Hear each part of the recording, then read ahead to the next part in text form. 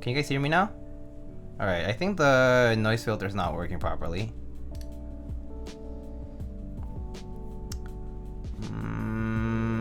Let's test that really quick.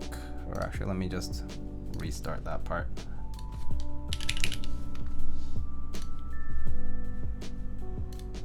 So yeah, having been having some technical issues today, that's why it was late.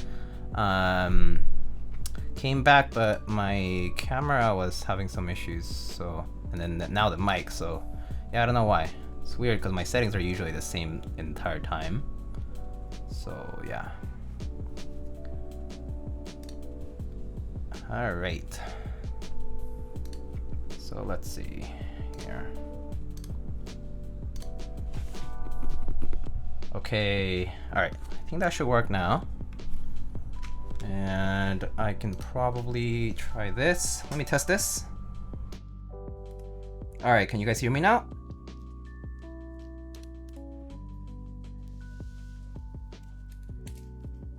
Yep, alright, cool. Nice, awesome. Alright. Sorry about the delay and the technical issues. But anyway, welcome everybody. Thank you so much for joining in tonight for the Jaguar V2 prototype stream. So let's see. So I was saying hello to everybody, like Mr. Quappa, Mikaji, 1-2, Yudderstreet, Eric, Leo, hello. I hope you had a good dinner, Leo. LFK, hello. Chamchi, how's it going? Double Day, Cloud, yeah. Keegan, Dual M, hello, hello. Hook, Rip Chain V1 mount, yeah. Ripperoni. Palace only, welcome. Let's see, Nine Walker, hello. Peter's good day. I'm only who I am, hello, hello. One Drunk Man, hello. Lana, hello. I heard DCS Pingmaster shipped. Oh, interesting.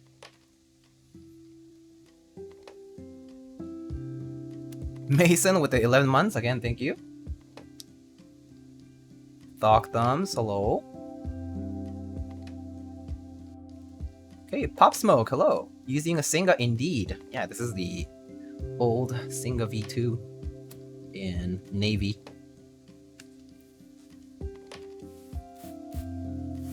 Alright, so we shall get started. So tonight we are doing a SINGAKBD Jaguar V2 prototype. I also got in my Ocelot. So here we have the Ocelot that we unboxed last time, but that I didn't have the PCB for. But I actually got the PCB this time. So the PCB arrived, and I have it here or here. It's one of these two. One of them is the gaskets and one of them is the PCB. So let me see. Alright, there's the PCB and the screws and the bump-ons. So this was the confusion for some of the orders. Basically, they were all packed in these brown bags, so you can't see what's in them.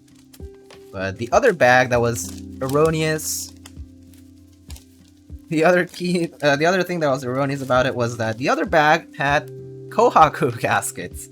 So Kohaku gaskets were included in one bag, and the Ocelot parts were included in the other bag, and when Miss Elaine was packing these, they basically got mixed up, but just for a very small subset of the orders. So that's what happened.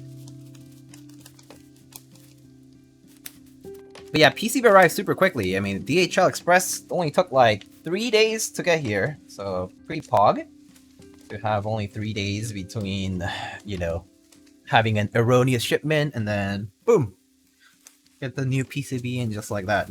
I love DHL Express. It's great. Technical issues? Yeah, I had some technical issues.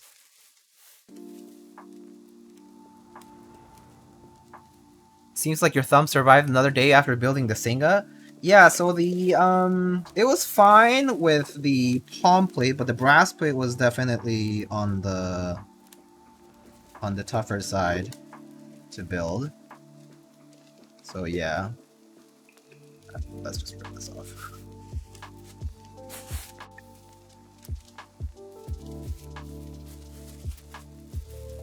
Amazon Prime service, pretty much Amazon Prime service with DHL. You know. So we showed this last time. So the Ocelot packaging is like this. Has a sleeve that says 4mm brass weight, hot swap PCBs, USB-C input, and via. Very nice. There is the sticker for the color.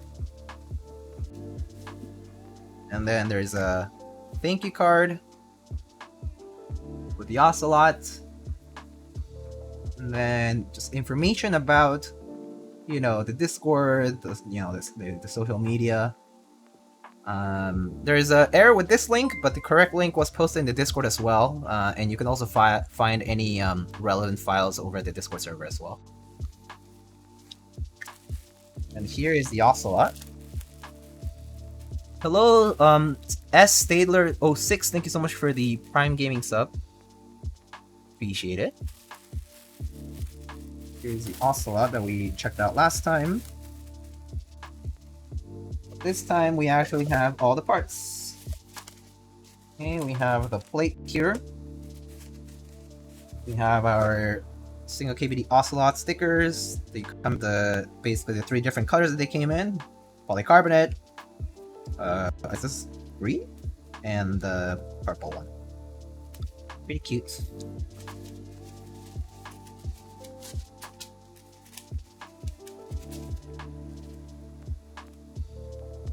Amarade, hello, Diego, hope you're doing well today. I am doing well, thank you for asking. Excited for this build and hope tomorrow I can get Dolt extension kit for my base kit. I hope you can. I know that extension kits, not as many were purchased, I would say.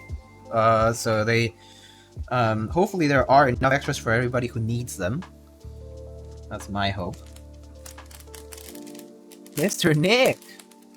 Mr. Nick, do you hear from, did you hear about that I was gonna send you something?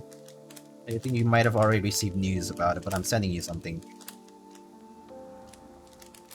Just in case you weren't sure. Diego hooked me up with an extra. Alright, I can put on the bump-ons.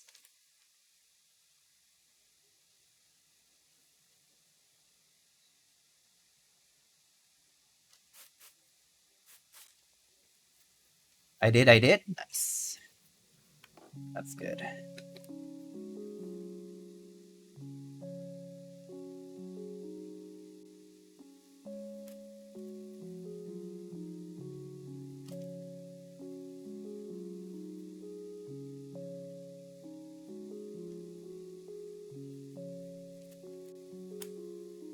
Anyone know how much base kit would run me? You mean for Dolch R5? Is that what you're talking about? Probably like 190 bucks. I think pre-order was wasn't pre-order like 185 or 190 plus shipping? So about basically like 200 bucks. Probably gonna be like 200 bucks for extras. 195. There you go. So yeah, like 205, 210, because if you're in the opposite side of the country, probably like 210. Yeah, pretty pricey.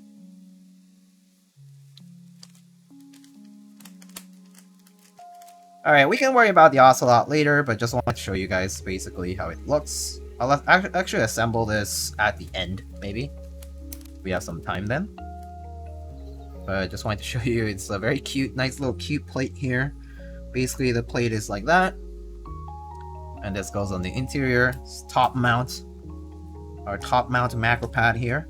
Pretty pogged. I'm just gonna put it aside for now. Alright, let's get to the real deal.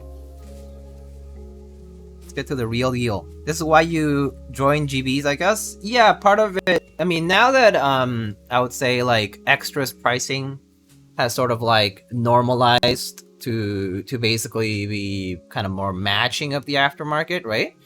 I would say that it makes more sense for you to get savings from pre-ordering on group buy during the group buy period. because yeah, that's the incentive.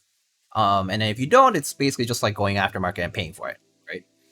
Assuming that there are enough extras from the vendor, or on the other hand, if there are enough basically enough extras that the aftermarket price and the extras pricing is basically the same, right?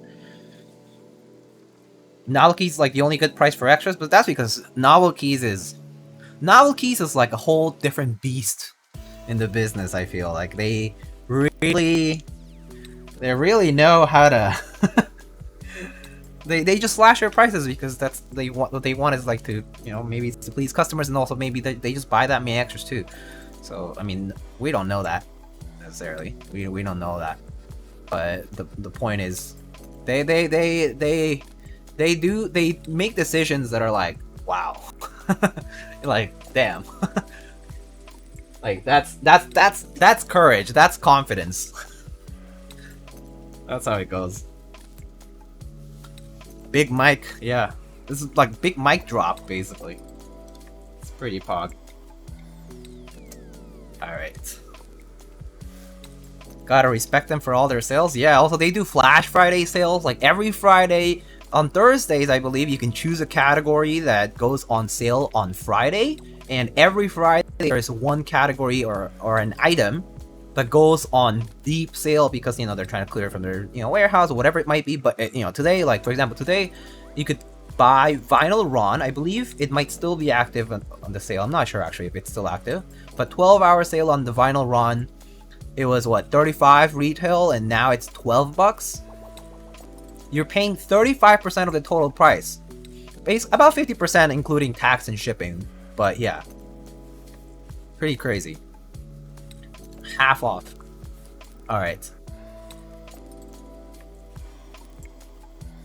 We got cheap Ron, like what the hell, Alex?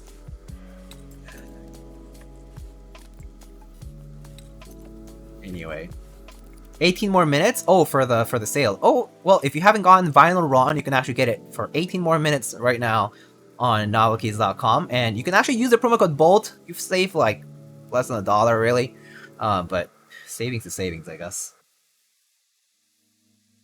Alright, let's get to this though. Alright, so today we have, here's our Poseidon switches. These are the JWK Moyu collaboration Poseidon switches. These are, I believe, long pole linears. These are also sold on Dang Keeps. But these are long pole stem linears, JWK switches. Nice and pretty blue JWK switches. Elaine said that she really liked them. So pretty excited to try them. I don't know what spring they have, actually. I need to look it up. I think it's like, feels like a 58, but it's definitely lighter than like 62. So yeah. So some Moyu JWK switches here.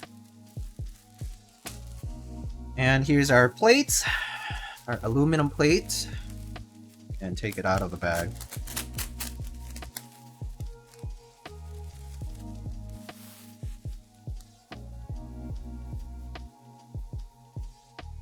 So the new plate, different things about the new plate. First of all, what I'm noticing right away is cuts. Several cuts, like this cut over here. These are new for sure. Obviously, the mounting positions are different. The mounting positions are now the same as the Jane V2 / Whale, Koala, goes on and on.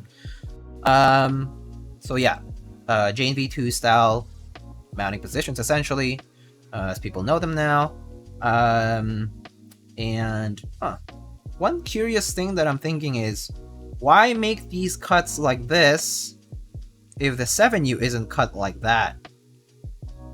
I should tell Elaine to make this cut here too, because if you're gonna do this, you should also do this.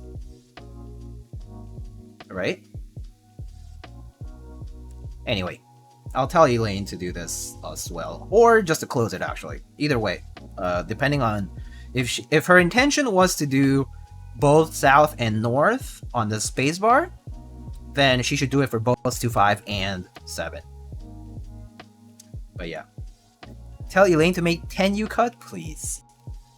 Don't bring such memery to this sacred space. No, I was just kidding. 10U would be hilarious, but doesn't 10U actually use a 7U positioning or something like that? It's basically like 7U positioning, but it extends all the way out. 8U. There we go. Yeah, so a bit, I guess maybe a little bit longer, like that. Anyway, it's pretty crazy. I remember from the Zeus TKL. That was a meme.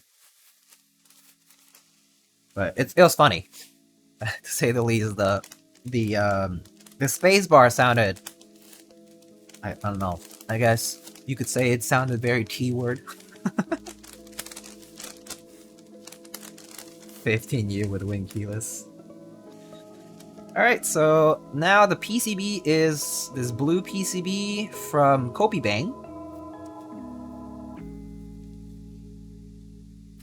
Kopibang design PCB. If you don't know Kopibang, Kopibang is a PCB designer from Malaysia, so they're local.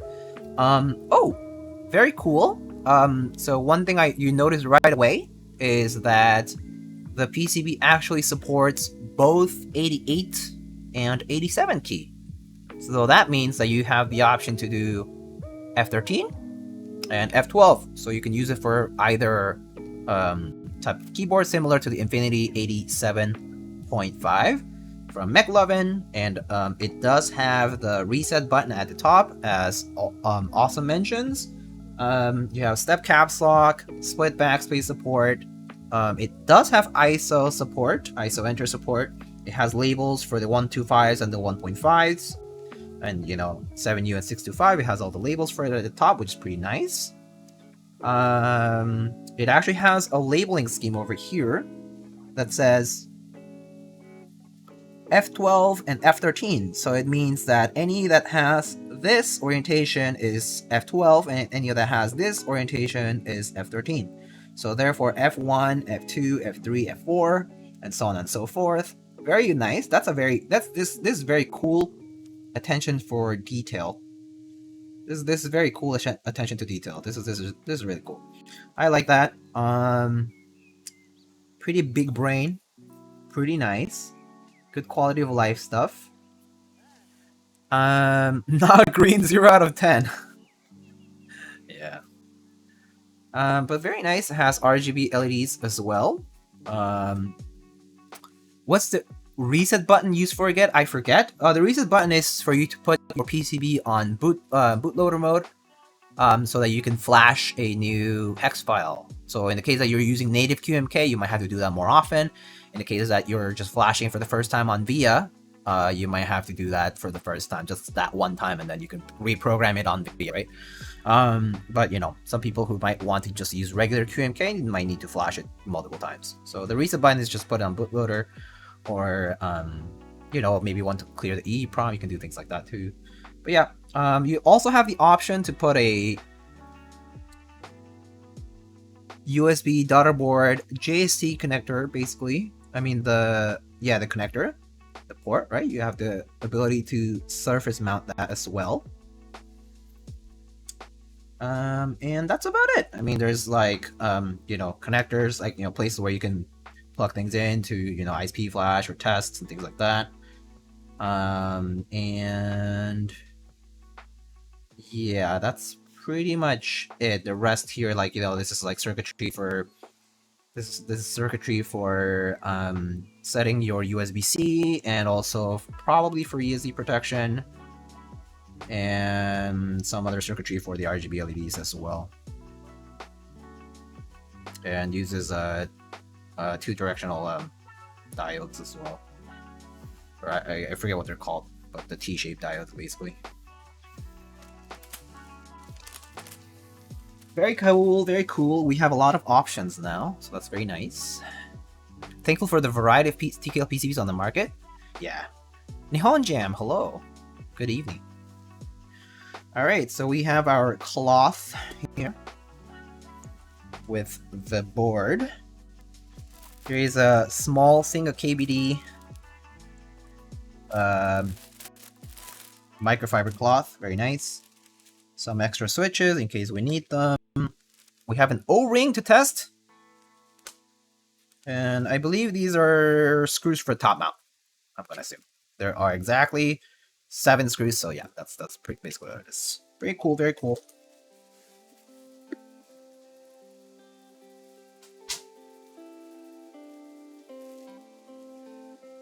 Alright, so here's the color reveal.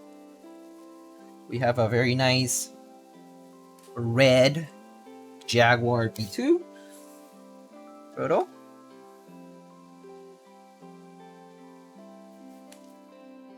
Very nice, very nice. And we have a brushed stainless steel weight.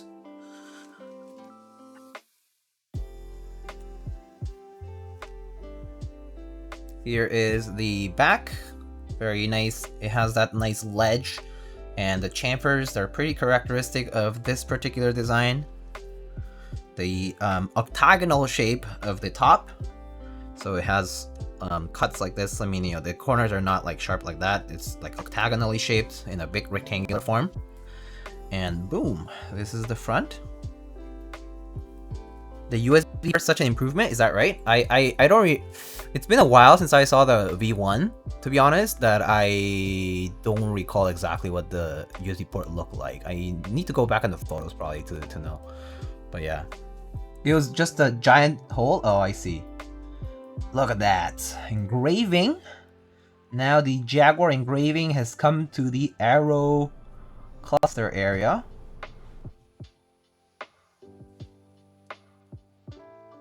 Sorry about my ugly hand. Got a oil splatter burned there while cooking. And then there is the weight bolted down. As you can see, it's like a dual weight. I'm not sure if you can tell. It's like a dual weight. There are 2 separate weights basically. Because as you can see, this is bolted this way. You guys see the screws here? There are 6 bolts here, putting the outer one into the case, and then there are 2 big bolts here putting the smaller one inside. Do the weights screw into one another? I am not sure. I will ask Elaine later. But yeah, I think not, though. Based on the position of this, I don't think so. Actually, yeah, it makes me feel like it's not bolted to each other. I think they're separate. Very cool. So I don't think it's a through weight, essentially. Yeah, I think based on the thickness of this, it does not look like a through weight. Which is nice. Alright. Take out the cloth here. Actually, where's Elaine? She said she might be around, but maybe she's having breakfast or sleeping.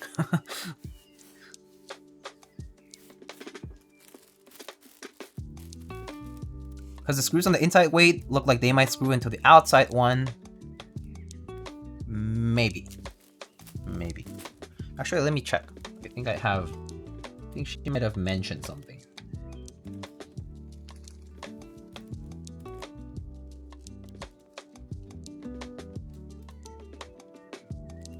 Oh. No, it doesn't. The inside weight and the outside weight are separate from each other. Completely separate from each other. So this has its own ledge, and this has its own ledge for the weight. So they don't screw into each other.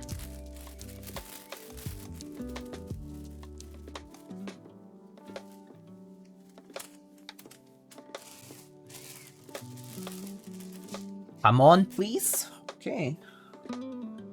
We shall get the jamon later. Alright, I'm just put this aside for now. So I can put the Jaguar there. Actually, shall we open it up?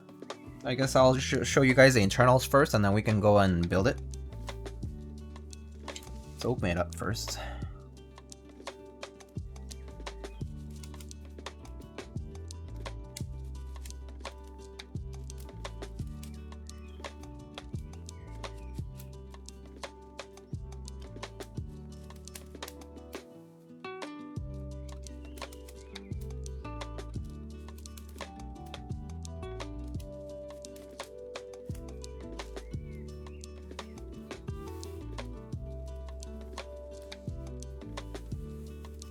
So I was telling actually members of my Discord server that when packing keyboards, okay, it is very important that you bolt the screws pretty well, like decently tightly, because even if they're securely inside of a case, like a carrying case, in transit, they do loosen. And I actually felt, I could feel that some of these were not as tight as they should be, like when you when you put them in finger tight, like amount of tightness. So it's pretty noticeable. If you're shipping a keyboard to somebody else, right?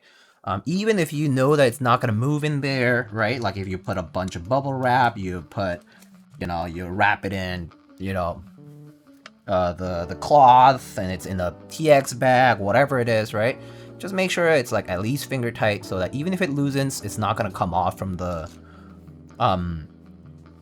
from the board, or especially like weights, like brass weights, steel weights, things like that. Make sure that they're tightened, because they do come loose over the transit period.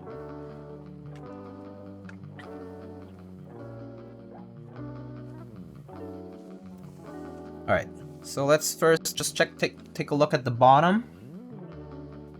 So as you can see, there are regularly spaced pillars. I assume to allow the O-ring to sit on them. There are slight cuts here as well to allow for stabilizer positions. And not eat too much into the bezel. There is an alignment pin at opposite corners, essentially. This is the USB port right here. And then the 2 bolts. I'm not gonna take this out. I'm just gonna retighten them a little bit. Okay. We're gonna do the same for...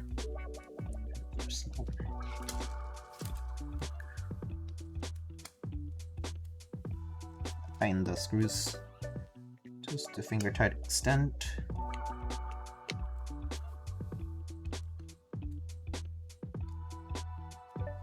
Is this red same as the new corn round?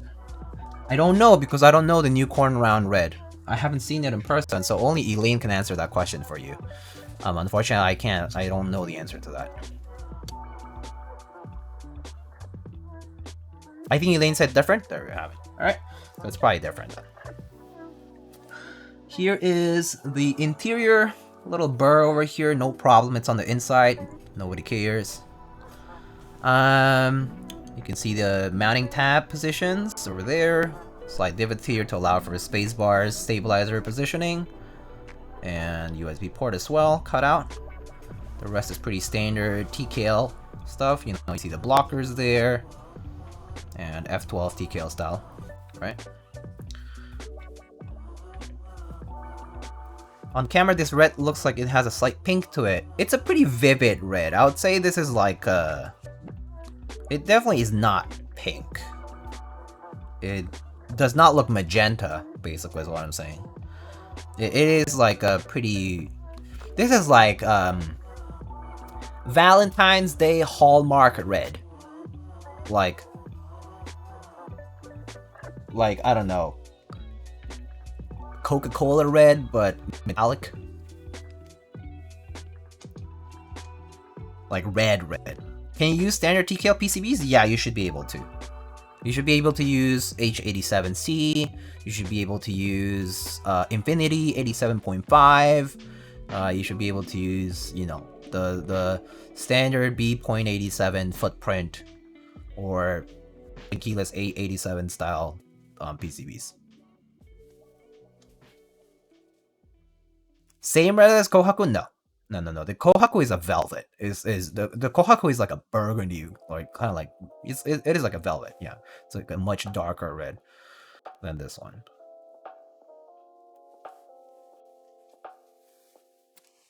Okay, let's just put aside these screws for now.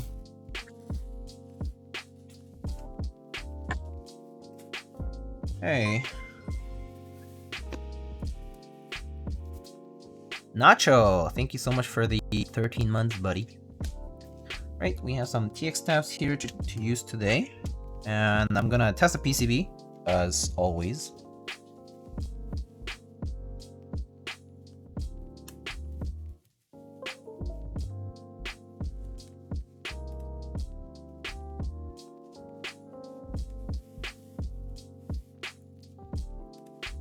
Maybe a bit poppier and thockier too.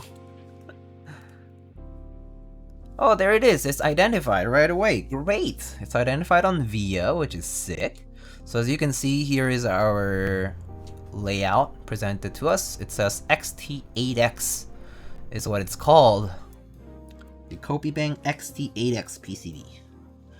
Here we have our RGB lights. I'll just turn it off because we don't need them. And go to layouts, F row, you can adjust it. I'm gonna put F12. Split right shift, no way Jose. Bottom row, 7U wind keyless.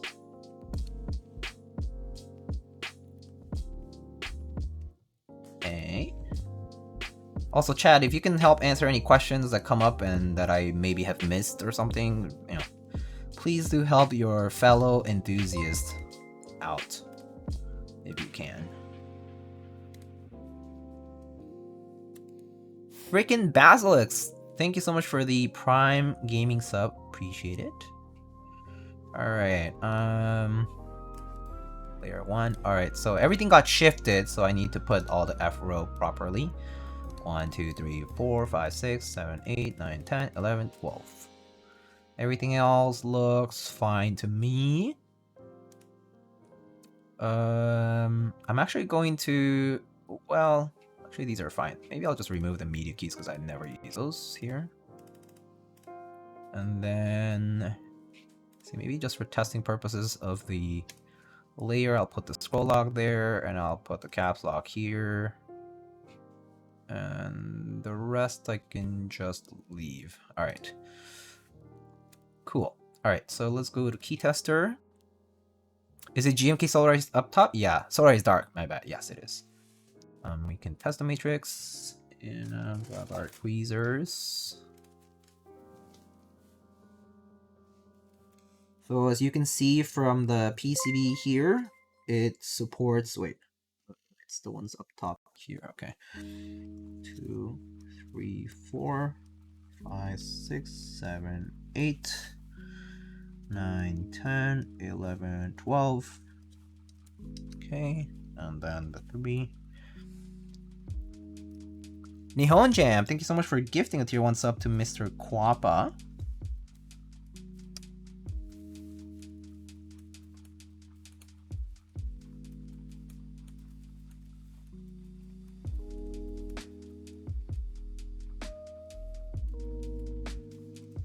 Now, obviously, I could always YOLO it and assume everything works, but I feel like every time I have done that, or not every time, but a lot of the times I've done this, like just YOLO'd it, something can go wrong.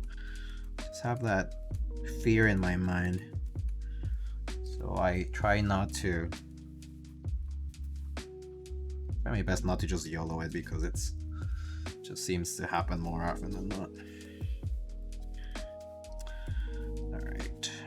Everything looks good anyway. I mean, testing only takes me like a minute or two, so.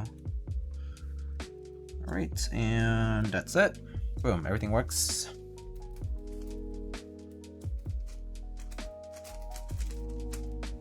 Okay, and alright, that's done. I've matcha milk tea. I'm set for this stream. Nice. Very nice.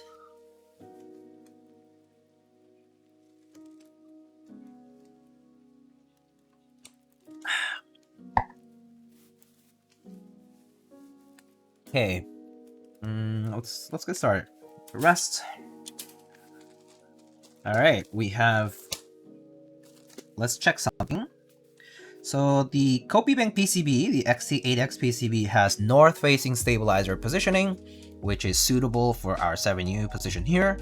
But just in case there are folks who might use a south spacewire position, I definitely will suggest Elaine to check this later on. So maybe I'll just write it down in a notepad or something. I'll say Jaguar Proto V2 feedback. Plate 7U cut on the right. should extend for south-facing spacebar stabilizers.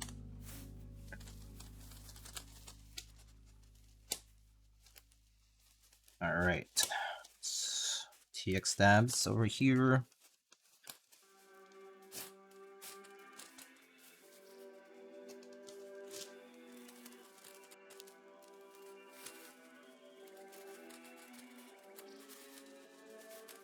Are you doing anything fun this weekend? Just chilling. Got some work to do, got some errands to run, got some stuff to do just in general, just have a bunch of things. Yeah, mix of things, mix of productive, mix of chilling, mix of just, you know, being lazy, I guess. Because it's also like, well, actually this weekend's not gonna be as hot as I expected it to be. Like today was really hot outside. It was like, you know, if you do things in Celsius, it was like 33 degrees Celsius today and pretty humid. Like it was so humid that I was like working like indoors, and even with the AC on, it felt like hot, humid. It's just like, what the hell?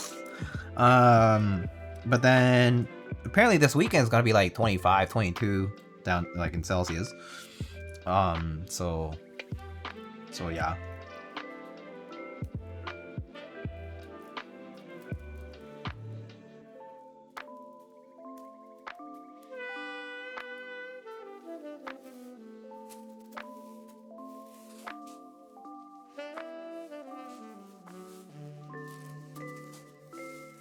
Alright.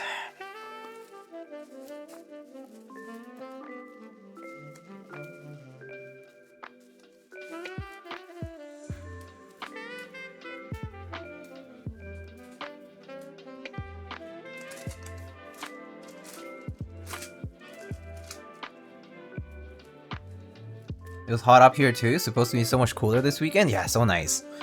Do you guys have a Monday off? For those in the United States. In the United States, it's going to be a holiday this Monday called Juneteenth. It's now a federal holiday, but I know that I think like half of the states recognize it, but some places don't, and so a lot of places will still work on Monday. But at least for like federal agencies, they're not working on Monday. Do you guys get the long weekend?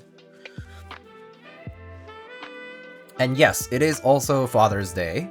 So it's like a good chance for people to celebrate both things. Celebrate the long weekend, and then Father's Day as well on Sunday. So had the whole week off. Nice. I'm gonna do absolutely nothing. Sounds great. Go grab a sandwich and a drink. Maybe not the drink. Maybe the drink make it non-alcoholic if you're going to have a sandwich. Or maybe make it alcoholic. That's if you want to.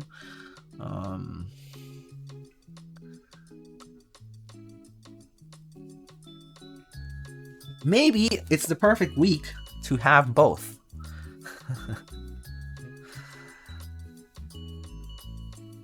I mixed both yesterday. Wasn't terrible. Yeah, it depends on the day, I think. I'm at a work trip the whole week next week. Ah, oh, darn.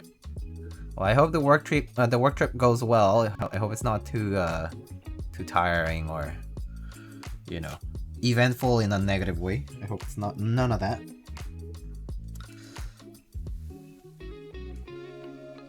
My boss isn't giving me the day off. I work for myself, so I've only got myself to play. Nice.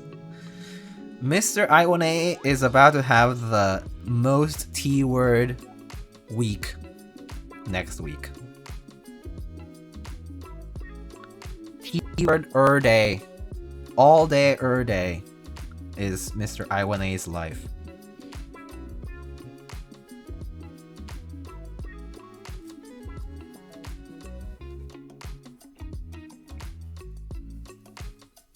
According to what Iwane told me,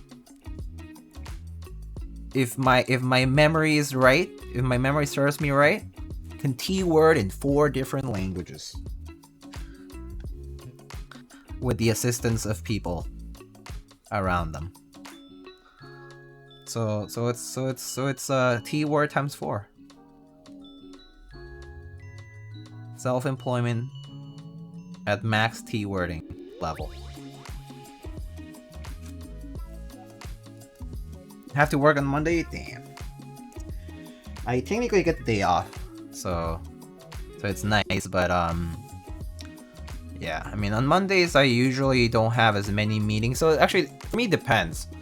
Like, every term we have different meeting schedules, and for this summer, like this summer term, basically I have a meeting schedule that's not like front heavy, so gladly on Monday, even if I didn't have the day off, it wouldn't be too bad, but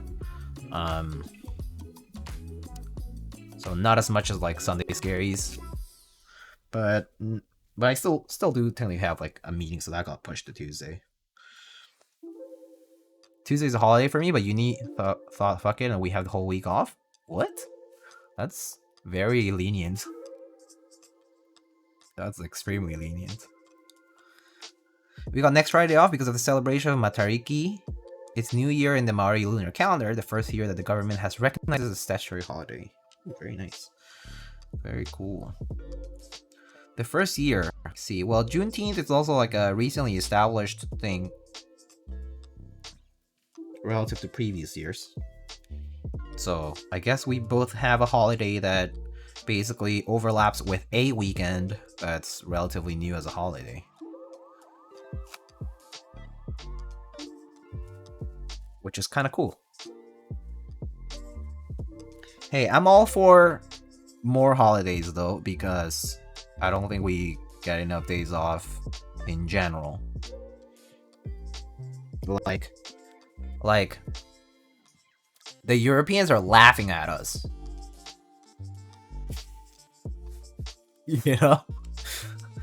Like the average American, right? At least here in North America in general, we don't take days off, basically. Like, people say the minimum is like, 2 weeks, right? But people don't take those days off either. They save their PTO. And then they don't spend it either.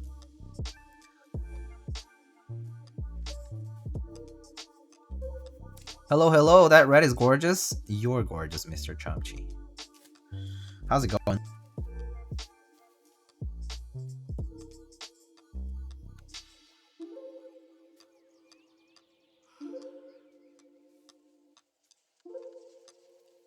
No, you're beautiful. You're breathtaking.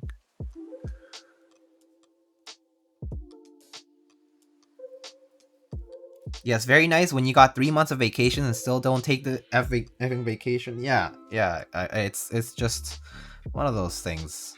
Bad work culture, in my opinion. So one of the things that I always think, why, if I get a chance to take days off, I'm taking them off. Period. At least that's my personal policy is, if someone offers me to take time off, I'm going to take them. Even if I do absolutely nothing, I'm going to take them. No one else is going to give me that kind of opportunity. I mean, once you miss that boat, it's gone. So yeah, if I get the chance to take a day off, I'm gonna do it. People don't take it off because companies too often found employees actually using the time they're given. Yeah, exactly. You know what? You're amazing what you do and keep it up, and such a great content creator. Ah, please. My friend, compa, por favor.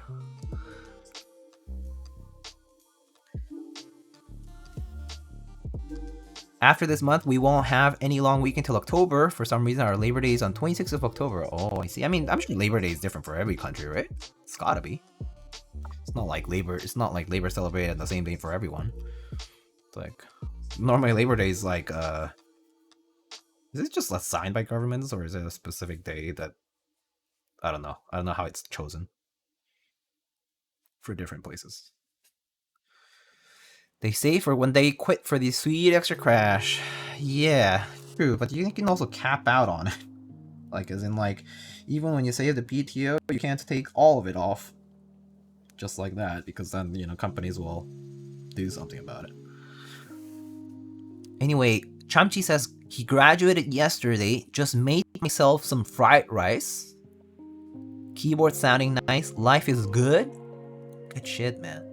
Congratulations on your graduation, Chamchi. Is this graduation from university? Because, wait, Chamchi, so... If I recall correctly, weren't you in Canada? So you came back to Canada, right? Like post-pandemic? Oh, wait, not post-pandemic. Post-2020, 2021? I'm in Toronto right now. So I need to tell you that I was in Toronto. Next time, I promise. If you're still there, if you work there, or are you going to Korea afterwards?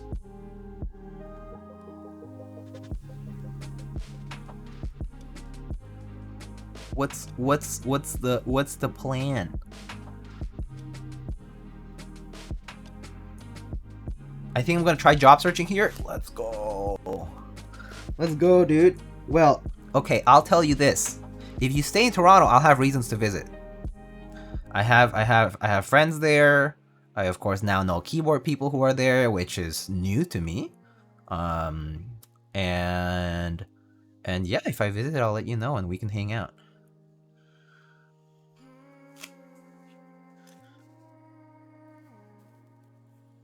At my old job, says one drunk man, some guy that had worked there since the start of the company hardly took any time off. Common story. When he retired, the company still had to pay him a paycheck for a little while, like retroactive payments. Yeah, I mean, first of all, it's kind of nice that the company was okay with doing that, even after he had retired. Like that's. I feel like a lot of companies would probably be like, oh, you're retired, that's it. End of the contract, you know? Like, congrats on retiring, have a good life.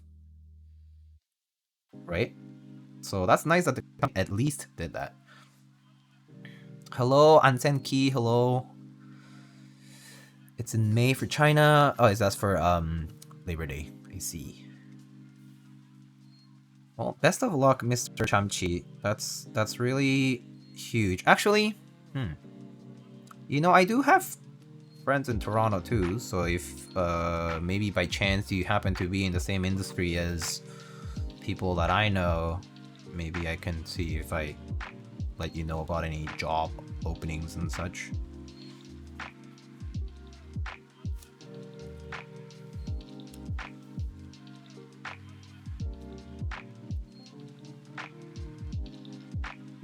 Come hang out at the combini with me. Can visit Bean again? The cat? Yeah. I mean, well, I didn't see Bean when I went Kwapa. But when I visit, I will hopefully see Bean next time I go. Also, Ansenki says, hey Diego, sorry if I'm being a bother, but can I see the USB hole for the Jaguar? This USB hole thing must be a big deal. Did people really feel so apprehensive about the USB port on the V1? It seems like it. But there is the USB port.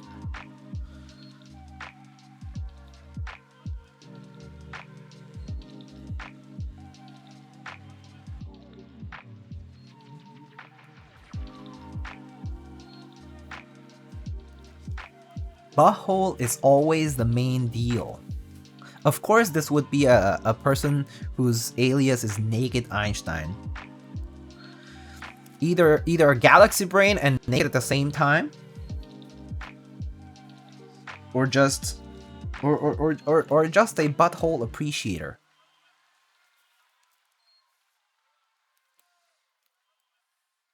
Mr. Dennis, 2 years. Thank you. Dennis, how are you doing? Are you already basking in the light of success of GMK Classic Beige, aka KA 2022 / Hangul Beige by famous designer Noxery Works Zondat? Famous designer from Noxery Works Zondat. Anyway, for those who are in chat, I hope you consider GMK Classic Beige. If you want to purchase GMK Classic Beige from a vendor in the United States, you can go to spaceholdings.net/lightning and purchase it there. But if you're in other regions, you always have the options to go to your local vendor. But it is on group buy starting from today until next month. So consider classic beige. Horny genius. Who said the geniuses can't be horny? Only kid I got. I haven't even been told numbers yet, so I have no idea how it's doing. Well, I'll be honest with you, Mr. Dennis. Number 1, I know that Mictlan is doing pretty well, right? Like we've seen that Mictlan is doing pretty well and all that. It's a tough competitor for the first place. Also, beige, dolge, white and black, things like that tend to definitely be more underwhelming. First of all, because the classics tend to be appreciated, I would say, by a smaller percentage of people, at least in the hobby, because a lot of the people who enter the hobby are more interested in the more vibrant colorways, you know, stuff that's like, oh, it's themed after whatever anime sets, and, you know, whatever, all that stuff. And then, as people kind of, like, spend some time in the hobby, or maybe they just have quote-unquote boring tastes, they settle for the more quote-unquote boring sets. And so beige, white and black, dolge, that kind of stuff, like classic dolge, like, you know, OG dolge tends to be on the lower side, I'll say, numbers wise. That's kind of to be expected, I think. But secondly, the economy is not doing too well. Just for a reality check. Despite Mictlan being a successful set, okay? Currency exchange is pretty shitty. Well, at least the euro is cheaper for the United States. But talk to anybody else, and they're gonna tell you how their currency is suffering.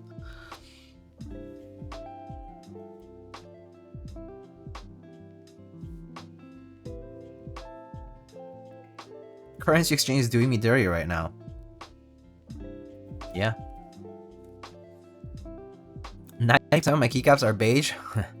Chamchi, were you here when I unboxed my CRP? I remember. I think it was on some other server that we are in together. And you were a big, you know, you're like, oh, CRP R4, let's go. Do you see my CRP R4? I got 2 boxes because they wouldn't all fit in one box. I got too much R4. Too much CRP. But is it actually too much? But is it? Yeah, so I actually picked up my CRP from Prototypist, so they shipped a little earlier than Syrup Labs would. But they also just shipped, so it was pretty recent. I think Syrup Labs is pretty much the last vendor to be shipping. I mean, and also I think volume-wise, they also have a ton. I mean, Drop obviously got theirs first because they air shipped theirs. Korean 1 is not doing well either. Yeah, I mean, the world right now, like, people say, oh, the US, the bear market here, the recession. Nah, everyone's in the dog shit pile in the economy right now. You know, I was just having this conversation earlier, right? It's like people like who are like, oh yeah, I want to buy a house or whatever, you know, need to sell and need to buy whatever. Ain't gonna happen. Nowhere. Doesn't matter whether you're in the boonies or like, you know, or in a city or in a different country. It's bad everywhere. It's bad. Just bad. Since I started like 2 years ago, going for 3, I've recently gotten a beige keycap set. Now I own 4 keycap sets. Wow, junky Animorph. Well, much respect for having so much self-control, first of all. All my keyword money going to gas, yeah. Yeah, hearing a lot about the $100+ tanks.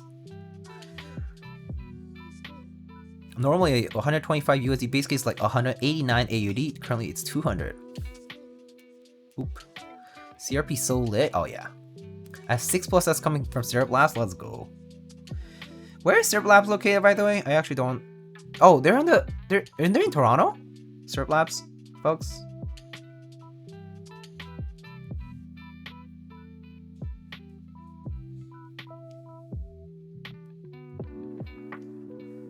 I think they're in the outskirts of the Greater Toronto area. Oh, are they also? So when I went to Toronto, I was staying in Markham. Are they also in Markham? Just like Apex.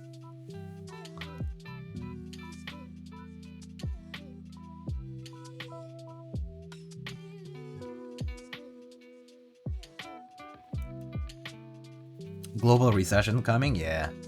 It's not even just like the recession, like it's not the same as before. Like now also like it's just the cost of everything is just going up. Food, gas, energy. I know nothing about anything outside downtown Toronto. Look at this guy. Look at this guy. Too focused in school, I guess.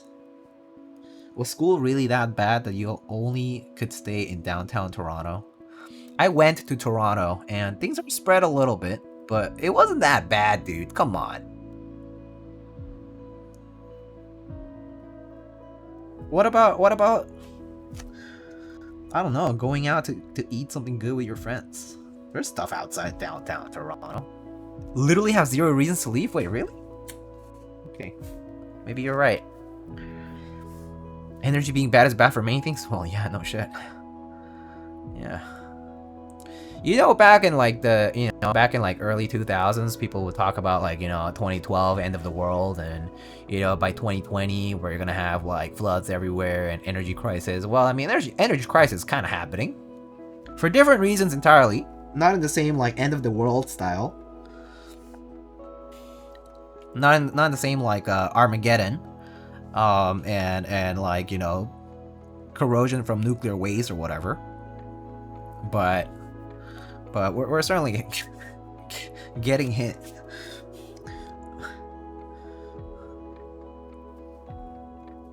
Remember the movie 2012? Oh yeah, I remember that. I mean, like, or was Day After Tomorrow released back in like 2006, I think, right? Something like that. I remember watching that movie early in mid-2000s. That was a fun movie, by the way. And I remember, so I was watching it back when I was still in Mexico. And I remember at the theaters, it was so funny because in the Day After Tomorrow movie, Mexico is like the safe haven because like there's this big mega storm basically like devastating the entire like United States and like Canada and whatever, and like Mexico, because like closer to the tropics, is like the safe zone. And I remember like people at the theater just like laughing a lot about it. But yeah, just random things though. Are TX tabs worth the cop over cherry clip-ins? I would say so. They are convenient. They're very convenient. I mean, they're priced at what, $18 per set plus shipping if you purchase them at retail. I mean, how much do cherry clip-ins cost you? Well, let's say not in bulk. So if you purchase them from like a vendor, I think they still cost you like $1.50, $2 per stab. Like $5 not in bulk? No way. Like from a vendor? Keyword vendor? 1-to-1? I think it costs a little more than that. 3D keeps you can get for $5 total plus ship. Vendors nowadays, competition. That's great. That's pretty pog. I didn't know that. Well, back in my day when there were only like 3 vendors to buy from, cherry stabs were like $2 each because nobody knew better.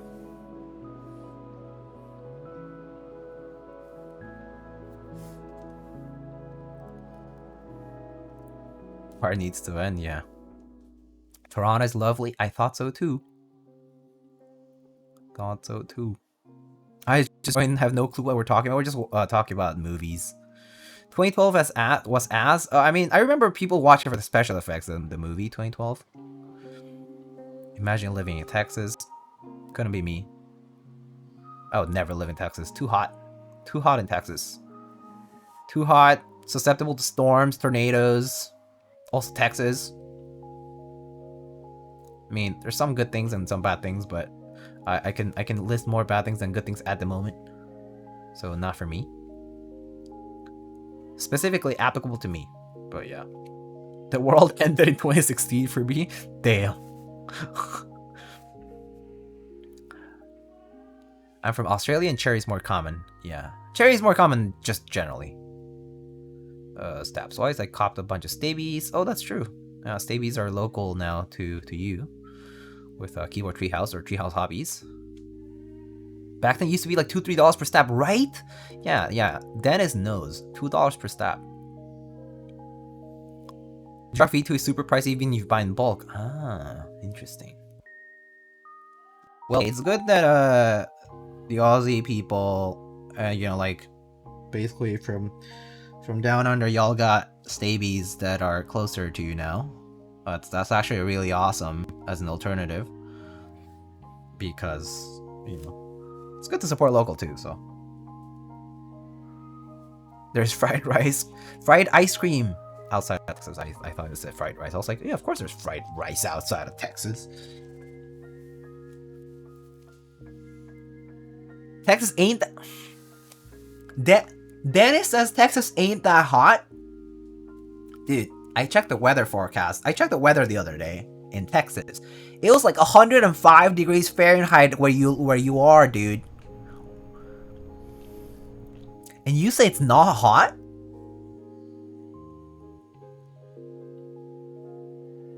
Yeah, that's normal? Fuck off. No. Nope. Not gonna go to Texas. Not gonna live in Texas in the summer. 105 degrees Fahrenheit is not normal. It's not cool to live in 105 degree weather. Well, it's literally not cool. Texas at least no state income tax. Well, there's other states that have also no state income tax. So, for me, Jaguar V2 has always had an horrendous wire popping, which is ridiculous for their price. Wire popping on Jaguar V2s? I've yet to have had it happen for myself, but I guess to each their own. Everyone has different experiences with stabs, is the general consensus, I think. The bottom half of Florida is not included in the United States.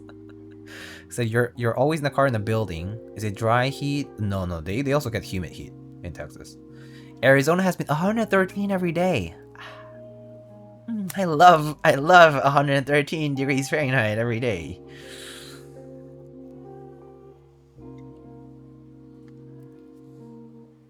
After a while, it is normal. Yeah, that's called Stockholm syndrome, by the way.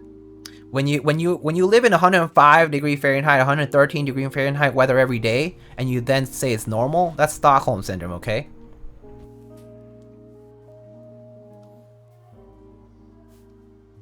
That's like 40 degrees Celsius, by the way. That's not normal.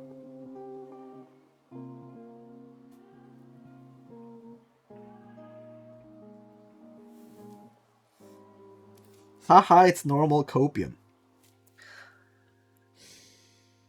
Dude, I mean, okay. No offense to anybody who lives there. Much respect. I mean, honestly, you're probably a superhuman if you live there and you're like, easy lemon squeezy. It's totally normal. It's fine. Power to you. I mean, hey, it couldn't be better. You can withstand the heat. You have great Tex-Mex food. You have barbecue. You have guns. You have some questionable laws.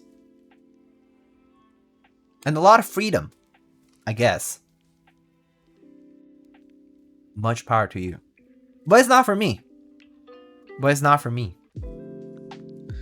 Is all that I'm gonna say. I was born with a cowboy hat and a pair of Ariat boots.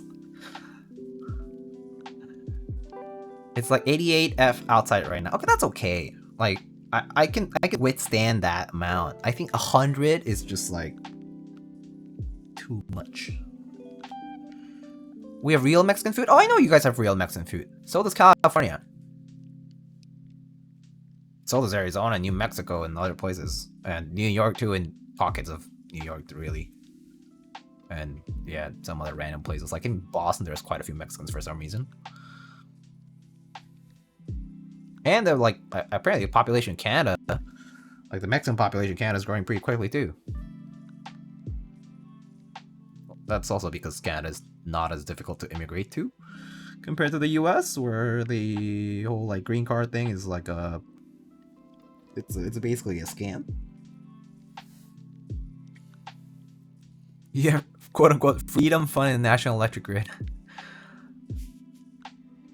Take the cold over the heat? Yeah. My computer power's a free heater. Facts. I used to live in Malaysia and we would get 100 and rain 365 days a year. Yeah, true. Any guacamaya available? Oh, guacamaya is so good. San Diego has the best weather in the world and has some of the best Mexican food. Yeah, man. Then you want some of that Asian food, Korean food, or whatever? Go to Convoy.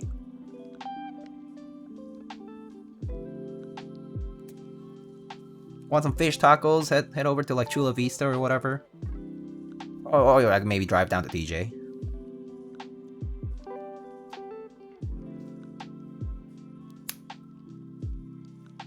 To Colorado? Colorado, nice. I've been to Colorado. I've been to like Denver, Boulder area, a few times. It's pretty nice. Pretty nice out in Colorado too. Cost of living is going up there, I guess now. It's getting pretty popular for people to move to Colorado. Kind of similar to like Georgia, like Atlanta area. I think is getting pretty popular too. Like industries are growing over there. I was reading your commission is just still about a 3-week turnaround once you have all the items. It is kind of a depends answer, Mr. Nice.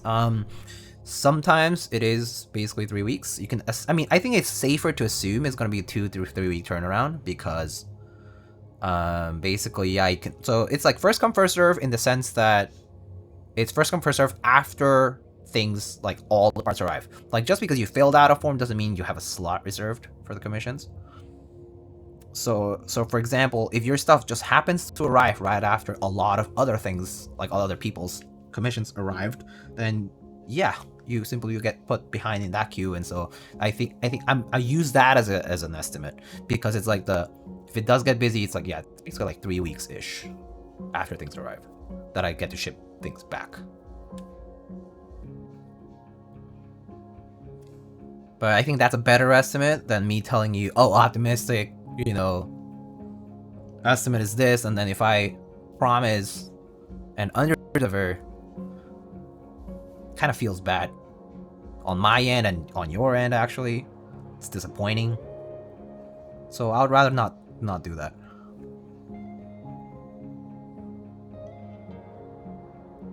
It's not quite an under-promise and over-deliver kind of thing, but yeah, I just don't wanna give false expectations.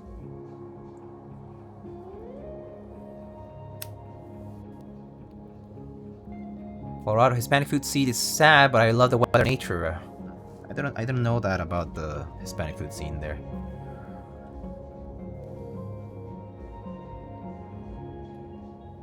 Best weather in the world? Cuernavaca? Oh man, Cuernavaca! So, I mean, I'm from... I basically am from Mexico City. Mexico City is essentially like one of my 2 home cities in Mexico. The other home city, where I lived a long time, is León, Guanajuato, back in Mexico. So Mexico City and León are the 2 main cities that I lived in growing up, or at least the 2 cities I lived longest. Cuernavaca is well known to be a very common destination for a lot of folks from Mexico City. People go to Cuernavaca a lot. People go to Valle Bravo a lot. Do you speak fluent Spanish? Yeah, I do. I speak Spanish fluently. Yes, it's my first language after all.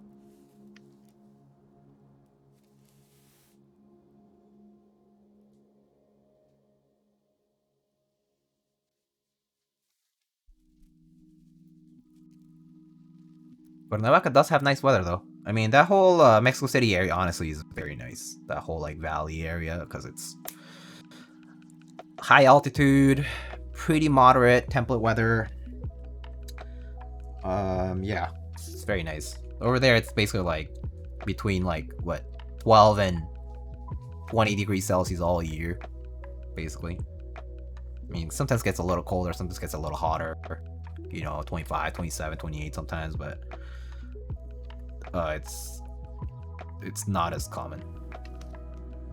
Yeah, I don't know about now. Maybe it gets hotter these days because global warming, but yeah.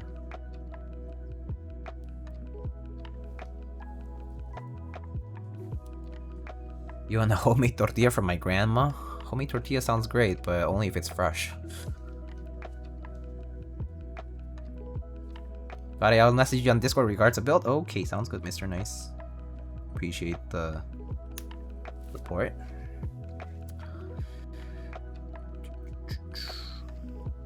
Also depends on whether you want Diego to stream the build. Oh yeah, me streaming the build is actually the big bottleneck. On anybody who's here curious about my build services, streaming the build is the big bottleneck because it's the thing that takes the most time. I can do things off stream much more quickly because I can also split work over smaller pieces of time, small chunks of time like breaks and stuff. Whereas for stream, it needs to be all a continuous thing, right? And it needs to I need to allocate the time for it, schedule it. Sometimes people ask me to work things out with them, as in scheduling a time so that they can also watch. So yeah, it just gets complicated. So that's really where the time goes in builds. It's if people want to build stream. Not everybody does. There's people who have requested me not to do things on stream, and they basically get same week turnaround sometimes. Sometimes some people have gotten 2-day turnaround because they just happen to ship it at a time when I just didn't have that many built, or maybe something was not ready. I get the loop switches, or prototypes still had to arrive, or something like that. And their keyboard arrived, and then I was like, hey, here's your tracking number, I'm done with it.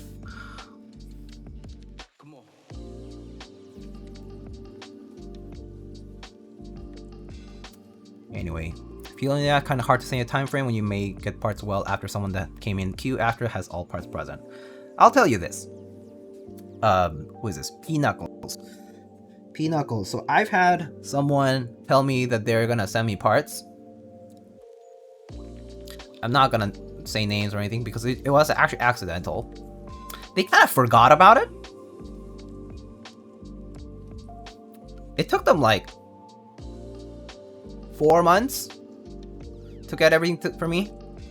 At that point, at the point of 2 months, I was like, I think I'm gonna keep this keyboard. And I hit them up and was like, hey, so what's up?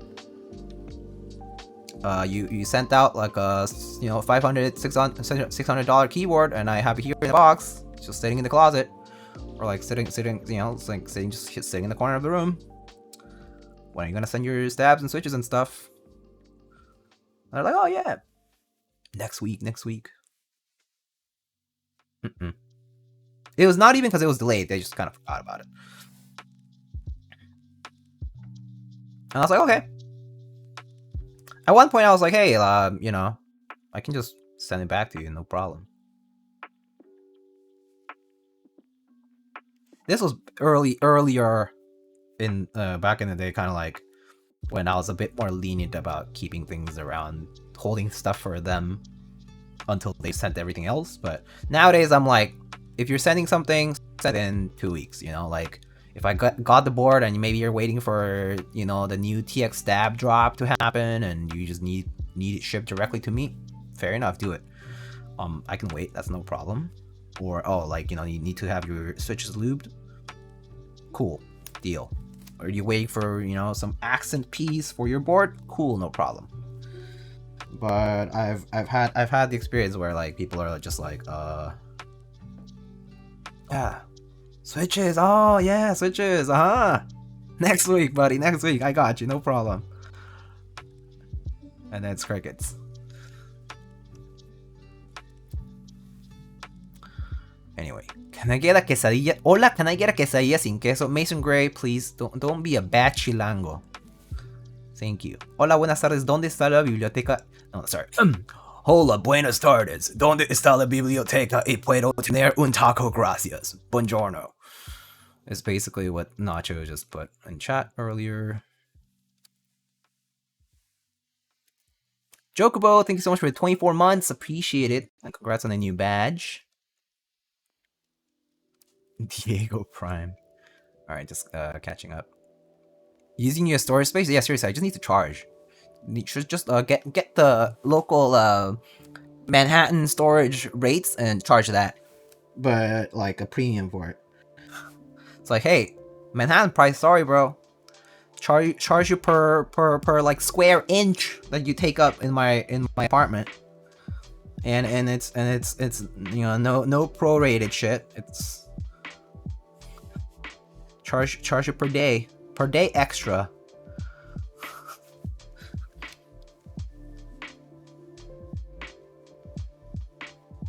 Waiting for P phone to be. Imagine being confident you can get a TX tab. I guess at least now the supply issue for TX tabs and whatnot has gotten a lot better, I think. Especially since a lot of other vendors are also participating and getting their own stock, so the capital, the investment, or you know, the capital to stock stabs is going up, and so higher production and more opportunities to get stabs. It's pretty nice. It's good though. I always tell people, like, well, if you already have stabs and you don't desperately need your new set of stabs, you can just wait, and it's a matter of time until the stock normalizes and you can just get it in store any day. But if you desperately need them, then yeah, participate in the new drop and get it now, like, while you can.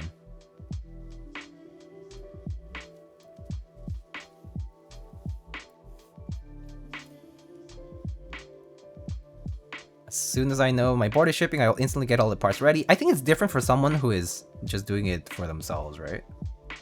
I think the mindset's a little bit different when it comes to people who either... Like, I mean, I know that you outsource your stuff to FC Peaches, but in your case, you also moderate for him. You'll like watch his stream regularly, that kind of stuff. You also like watch my stream regularly, so kind of have that in your mind all the time. But I would say for most people who are like thinking about outsourcing the work to somebody else, it's not on their mind the whole time. So I understand that they would forget about the job, you know?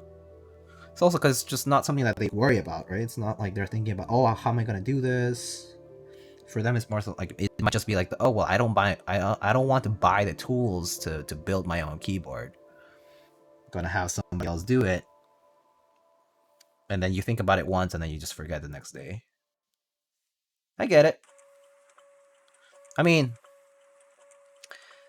I love doing things for myself. I love DIY, but it would also be nice to be at a point in life where I didn't have to worry about doing things by myself. I mean, by doing things myself and just having someone else do it for me and just pay them for it, and no problem.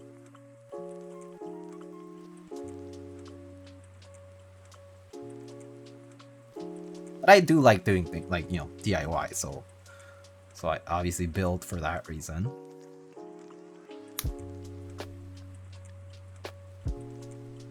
New York City towing service rates? Oh boy.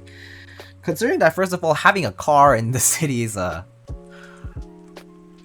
more of a rarity, especially like if you're in a public transit accessible area.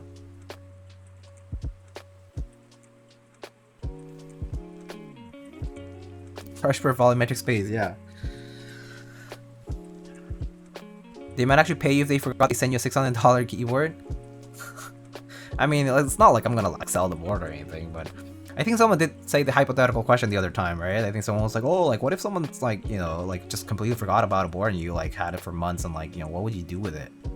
I would be like, well, if like they really forgot, like I can just basically, it's like the finders keepers case in that particular scenario, then yeah, maybe eventually if I am in a pinch, I'll be like, okay, well, I have this board. Someone just basically forgot and left here, essentially. Last resort, but here it is. But yeah, I mean, obviously that wouldn't happen. Very small chance. But yeah, it's like someone forgets, tells them, not my fault. That's basically what I'm trying to say. It happens though. It just happens. NA public transport. Smudge. Or having the option to DIY. I mean, yeah, for example, I've done DIY. I mean, I've done like, soldering and building stuff for people because they might have a health concern that doesn't allow them to. I think that's totally valid. And I've also built for people who have like motor problems, things like that. It's very different for everybody. Circumstances. I want someone else to do my life for me. Adulting is hard.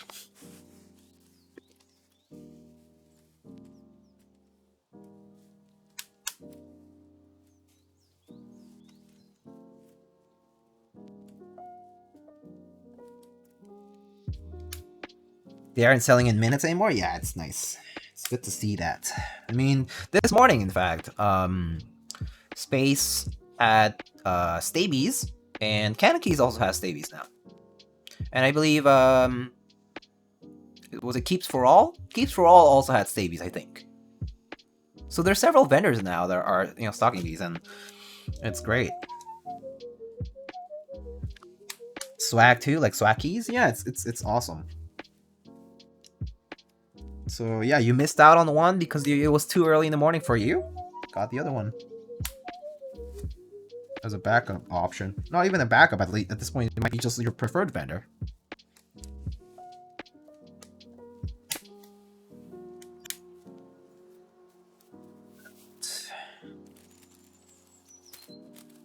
Are Stabies meta again? I mean, they're the V2, so they got revised. They should be pretty much. They should have, like, you know, correct any issues that the V1s had. The V1s were already the prototypes, but yeah. I mean, also that was pretty clearly disclosed, I think. Let's test this first.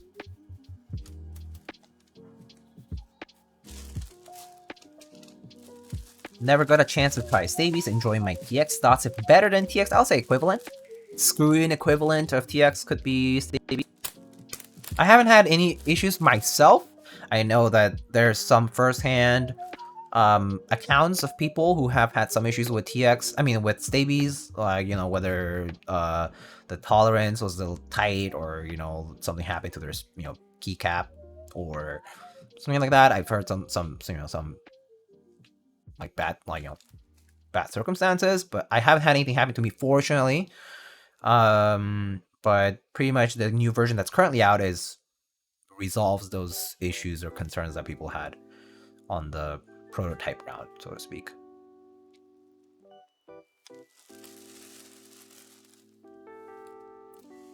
Has Zamboman lubed the big Stabie yet? I have no idea. I have no idea. The ones that come with Praxis are pretty good. I think those are the same as the V2s, right? So.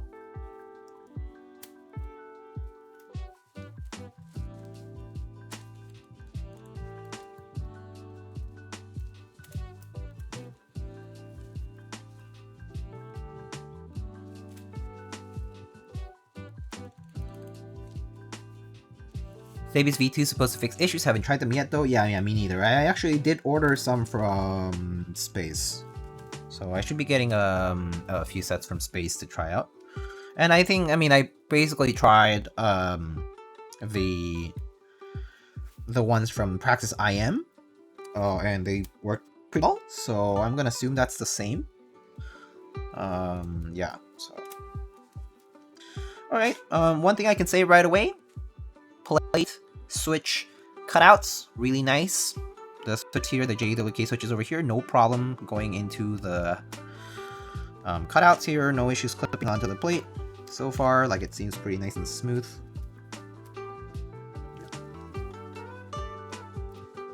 Nice and sharp corners.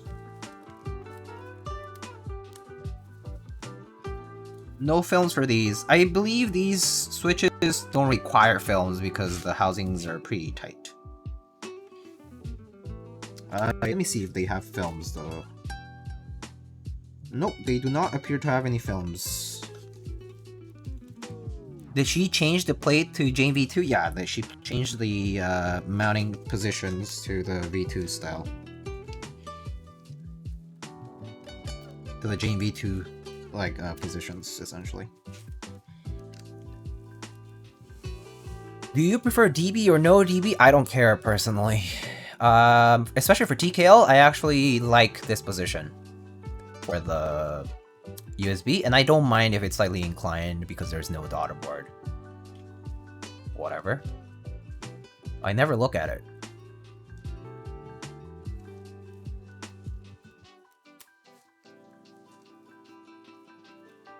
Like, I think DB, like, daughter board is convenient if you're trying to do maybe, like, centered USB on a TKL, or some random position, or maybe you're trying to keep it very low to dust, that kind of stuff. I mean, yeah, by all means, go ahead, or maybe clearance issues, you know? Cool. But, pretty pretty ambivalent about it personally. Like on 60% or 65s, I think centered USB is pretty nice.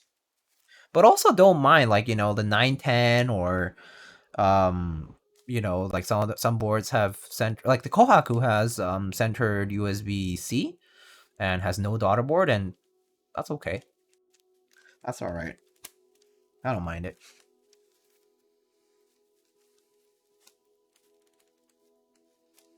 Mr. Dollman, hello.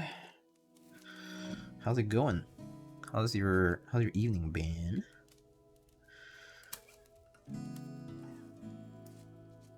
DB often messes up sound in the area and makes a more annoying build experience. In the area meaning around the daughterboard area? Perhaps that's true. I have to say I'm not as nearly as...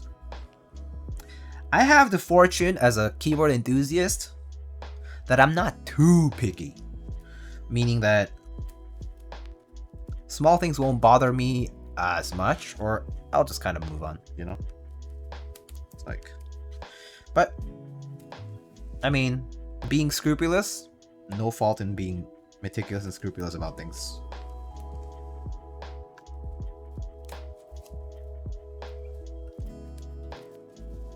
Same, we're the lucky ones, yeah. I mean, people are like, oh, which video of mine has, oh yeah. Remember the Salvation that I built with the wooden plate with the alpacas? V1 alpacas, I think? Well, that one, I go to the comments and people are like, scratchiest alpacas ever! And I was like, can't feel the difference, dude. They're just looped with 2.5 or whatever. It's the same. Like, maybe you can hear something in the video, but can't feel the difference. I'm lucky. It's ignorance is bliss, truly. I'm telling you. The less picky you are in the hobby is a good thing. More picky is good sometimes though. Being picky is good if it prevents you from spending more money on things because you are trying to not get as much variety, because I have that problem, is that I like too many things and I like to try them out, and I buy a lot of things. I buy these switches and those switches and these keycaps and that keycap and this artisan and that artisan. I like black and blue and silver and red and green. Okay, bad, expensive.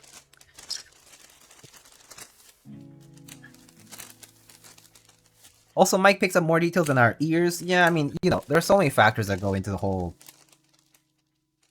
typing sound video. And obviously it's not... People say this all the time. It's not the most accurate thing. It can be guide, it can be a good reference. It's a good reference against videos that the same person recorded under the same circumstances, because it basically places two things, hopefully, as you know, in a similar setup, and you can compare those things. But like, compare, let's say, two separate videos by two different people. They have two different setups, different room treatment, different mics, different capture devices, different position for the mic, that kind of stuff, right? At that point, might as well put it in a black box, do some RNG, and that's whatever parameters you get. There's your typing tests.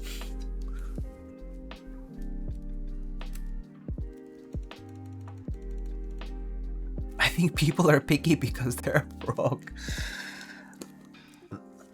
Arguably, there is a little bit of a correlation there. Also, I think somebody asked if this was a 1.6 or 1.2 millimeter PCB. This is 1.6.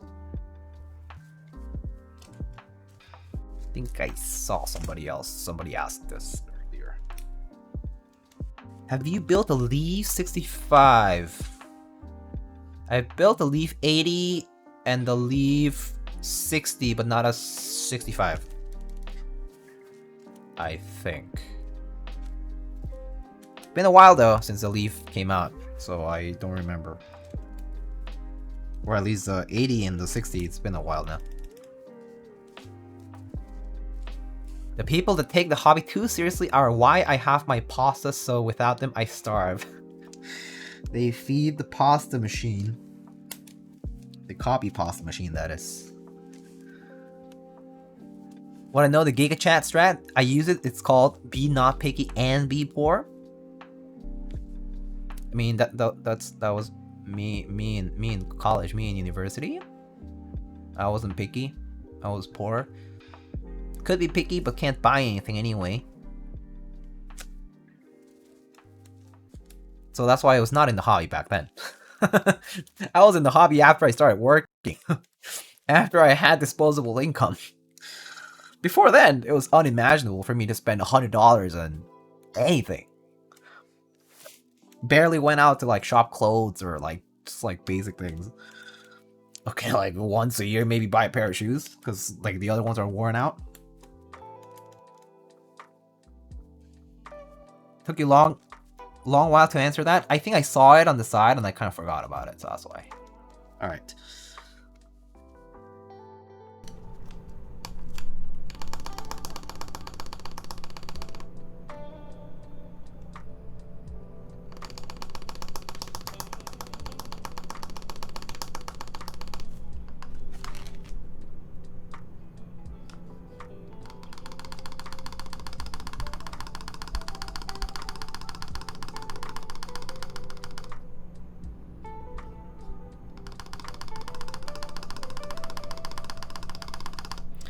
I'm only who I am says, it's more of a reference. If you could hear how the board sounds in that environment, and hear the sound recording too, then you would somehow get an idea for other boards in the same environment. Yeah. I mean, you need more information, right, to sort of get the idea of what something sounds like, right? It just gives you an idea, but yeah, you know, it's always a problem when people take it too seriously. Essentially, when it seems like something's very decisive.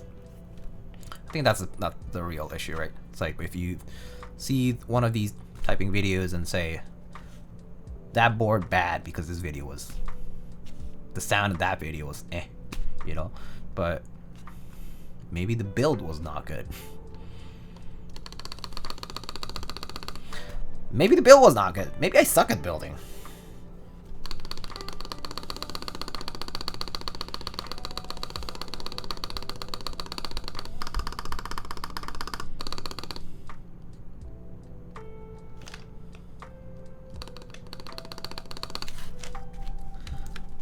Are we referencing 265? The comments? Oh no, just in general, not specifically that, but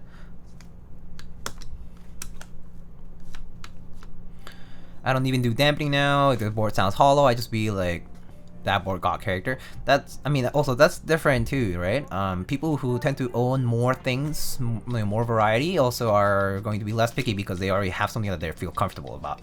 Like if you have a board that you already like typing on a lot, and you're like, oh, that's my comfort zone, then you're okay with stepping outside of your comfort zone more often because you're like, well, I can just embrace that and use that a little bit when I feel like it, but then I can always come back to this comfort zone.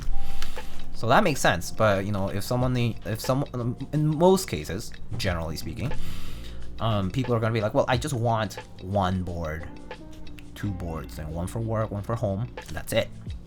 And if I'm gonna get this new board, I'm gonna replace the one I have, or I don't even have one in the first place. This is my first keyboard ever. Then yeah, I would be picky too. I'll be like, I'm just gonna get that one board and better be perfect or as best as I can put it. Right? That's the perspective most people have coming in. So I get it. It's very, very reasonable to be picky, to want something that just works the best way that you can manage to. Yeah. Listen to sounds for pleasure and get a first impression. Yeah, first impression is a good way. Sim Shadow says, I'm picky because I'm a minimalist, fewer but maximum quality and utility belongings. Yeah, right. Even if said items are much more expensive than usual, rather one super good keyboard than go through a bunch of cheaper ones. Yeah, right. I mean, you know who I'm reminded of? Dahlman. You know Zach. Zachy Adams. Minimalist to the extreme.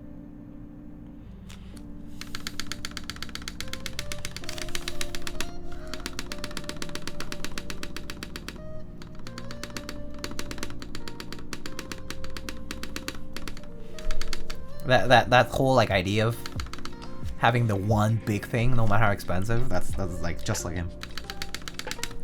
Zach has a high level of commitment. Yeah, for real.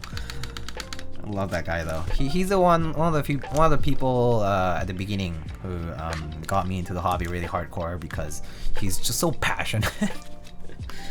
This was back when I used to live in the DC area. This is an enthusiast in the DC area, and he very picky, very particular, and very minimalist, like in every aspect. Like barely had furniture, barely had clothes, barely had keyboards, barely had everything. Like it was just like one nice thing kind of people, you know, like just very extreme. Also like into like very expensive fashion, that kind of stuff. But yeah, cool guy. Definitely not my type of person. As in, just like I'm not like that at all. But learned a lot from him. Because he'll just shoot down ideas that I had. He was like, dude, why? No, just get this thing. It's a lot more expensive, but it's worth it, you know? I was like, oh, why? I was like, why? But then, you know, it was also like the try to find out yourself kind of thing too. It's like I had to try things to realize what they were. Is that set transmutation? What do you mean?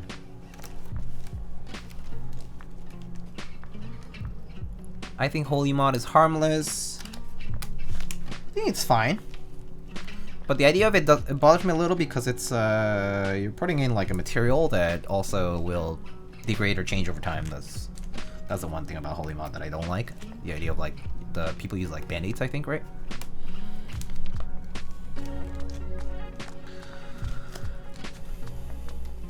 P-Knuckles, I've been looking and watching for at least a month and never noticed I never dropped a follow. No worries.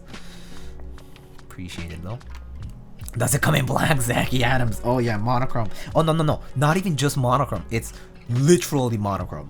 Black on black on black on black is Zachy Adams. Like in everything, clothes, like his wallet, like his, I don't know, random plushie that he might have in the room or whatever. Oh my god. I love that dude. One time we went to eat and he wore like a white t-shirt. I was like, dude, what the fuck happened to you? I'm not a hoarder, I have collector syndrome. Okay. That's copium. Just kidding, because I have it too, I guess. But I mean, it's true. Yeah. As much as you would like to deny it yourself, we do have a lot more excess than we actually need. But I mean, obviously the hobby's a luxury, so right? It's like you admit to it and you just live it, and you suffer the consequences if there are consequences. That's it.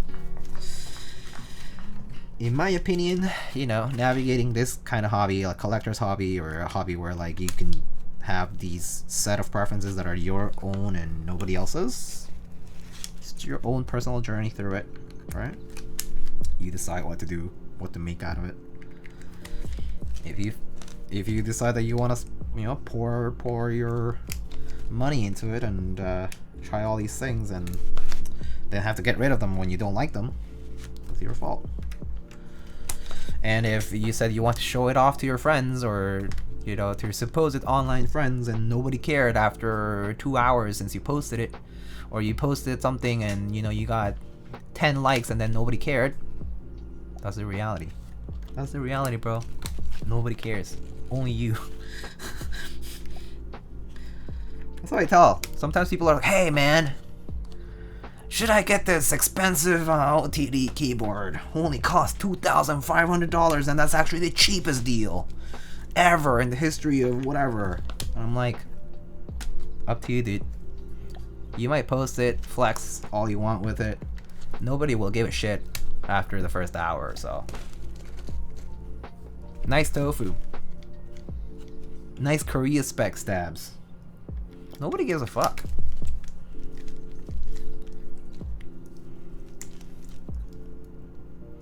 Oh, the keyword that's on top is a set on it called transmutation. No, it's called GMK Solarized Dark.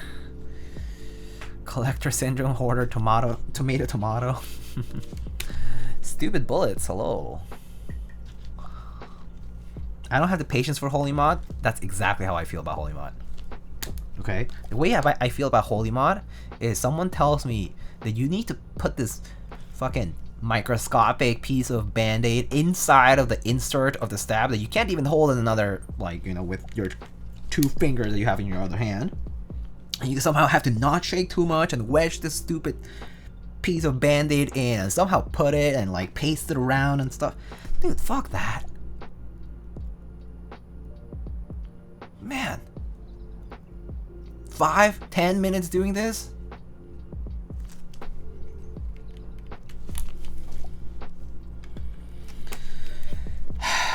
And if it's not perfect, you have to adjust it?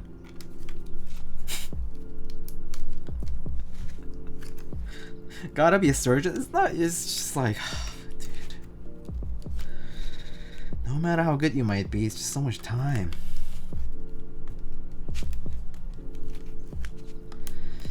Like, people might say, oh, skill issue, dude.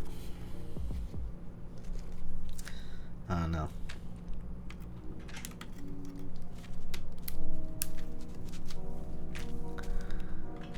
I just make sure my wires are straight and I'm okay with that usually. Yeah. When people post their board gets downvoted incomplete, weird champ, I mean, I've seen people who, you know, maybe they got downvoted and they remove the post and they post it again, and it's like, and then they're like, oh, it got downvoted again. I thought it was just the bots that were downvoting my post. It's like, no. It just do be like that. Accept it. It's okay. You only got 50 upvotes? Cool.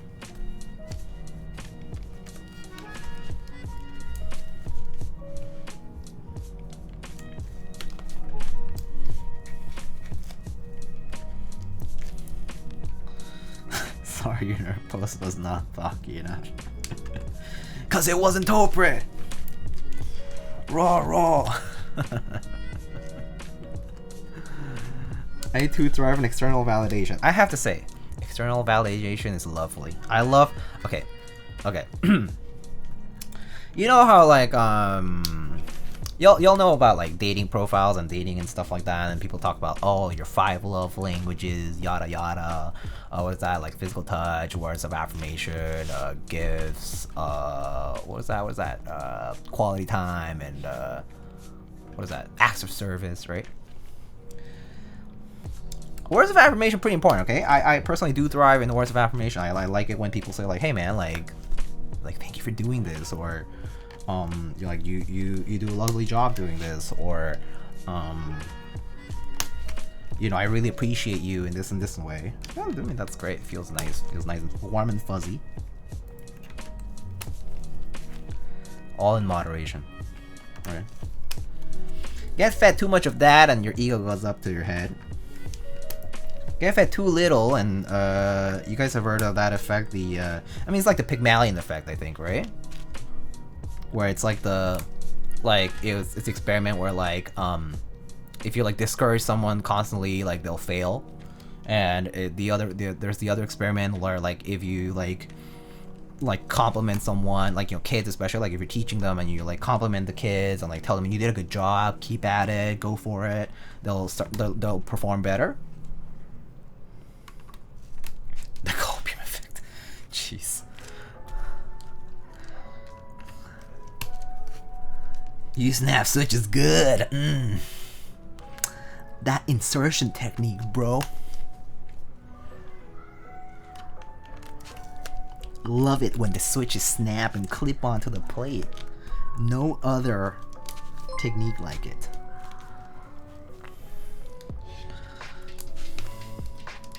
It's like, okay, brother. Okay. Hey, Mr. Jordan. Mazak West himself.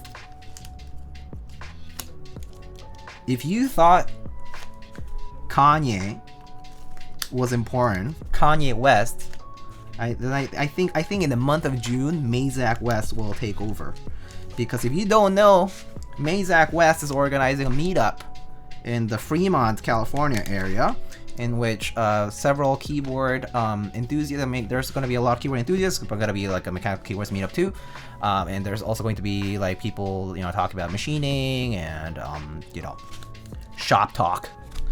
And Mazak West is hosting this event, and Mr. Jordan is organizing it. And you'll see Salvin there, and other people you might have heard of in the community.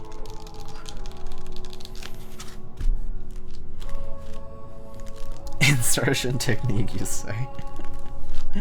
Yeah.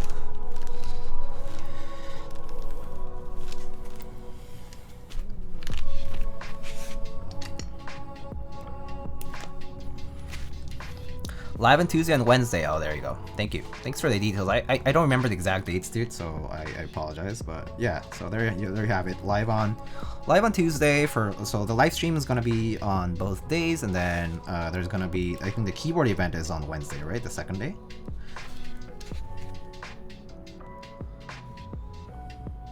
Salvin is visiting the States. Yep. If you look at his stories, he was at the airport, traveling.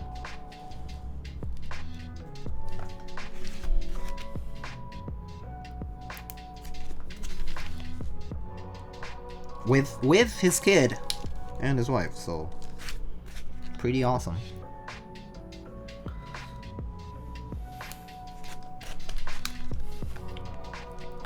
When people think they can carry their way out of a group buy or pre-order, I guess technically you can't carry your way out of a group buy or pre-order. All you get is a refund and a 3% cancellation fee.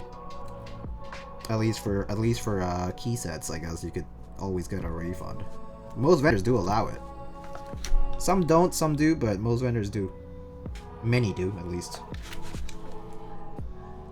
You might have to pay the restock fee though. I'm not a group buy, I don't care. More power to you.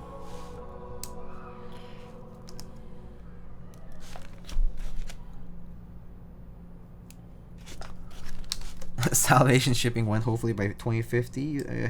You're too optimistic, Mr. Pook. 2050, you think Salvation's gonna ship? I think the opposite of Salvation's gonna ship in 2050 at the rate we're going.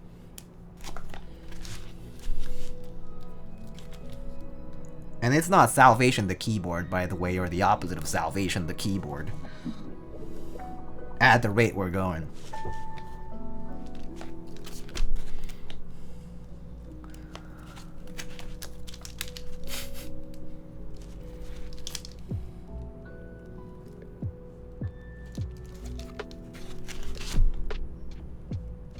Damn, Diego, that's too real? Yeah, that's the kind of person I am. Oh my god! But dude, you need to be a little bit more optimistic about the world. It's like, for real, dude? Have you seen how many times we've been disappointed? After being optimistic. World peace. Global warming doesn't exist. We're gonna be fine. Tell that to the bills I'm paying.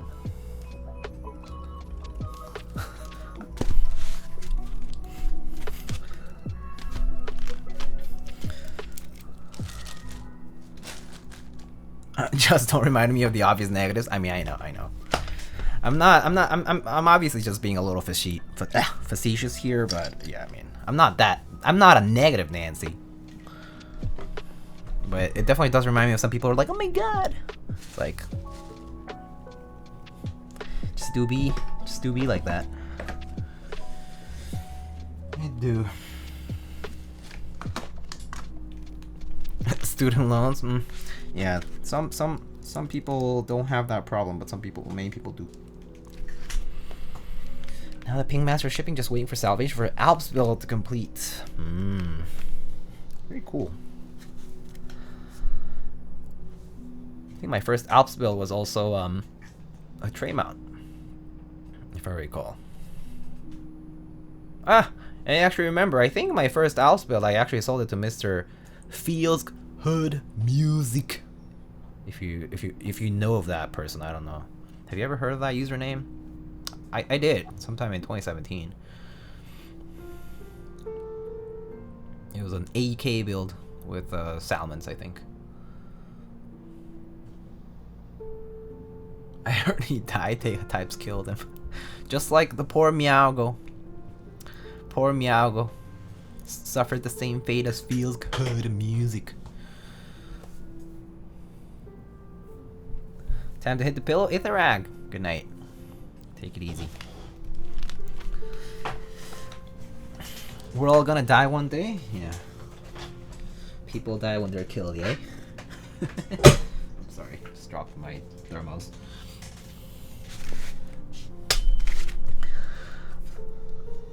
He built something with holy clackers once? Yeah, he did.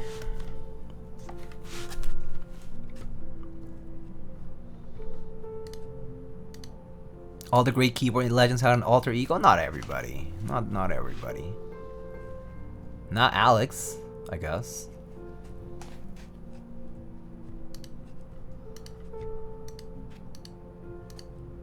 The man was murdered to death. I would rather if I ever suffer such a fate, please play some Eurobeat or something. But make it a little bit not as gruesome, please. It's okay. You can play that one jazz song while that happens. That's okay too. Drew will know what I'm talking about, or Lana might know too. That one song. Anyway, all right. Let's get this soldered.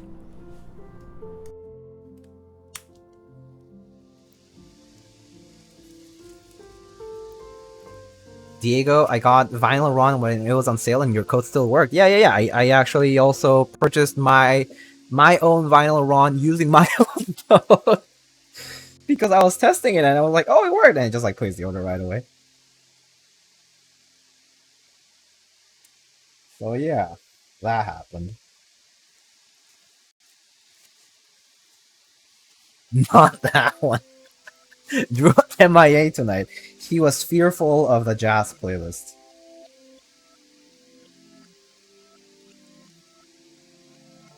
He vanished for he was afraid that the jazz playlist would appear. Want to sell classical? This guy gonna be like Wokage? Where's the Wokage from Drua? That's gotta ping him, right? Keep saying keyboard and co in chat, guys. He might pop in.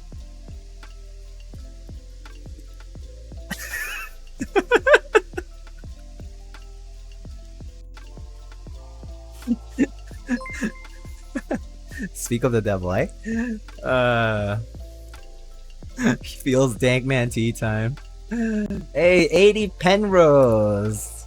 Thank you so much for the raid. How are you? What was your stream about today? What are you doing? What's up? Oh god, he's listening. He's everywhere.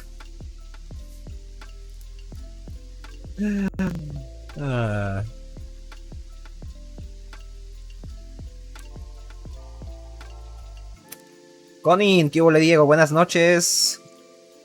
De Penrose nos trajo Over Here. Nice Spanglish, bro. De Penrose, ¿cómo estás? Muy buenas noches. ¿Qué te tocó hacer en el stream hoy?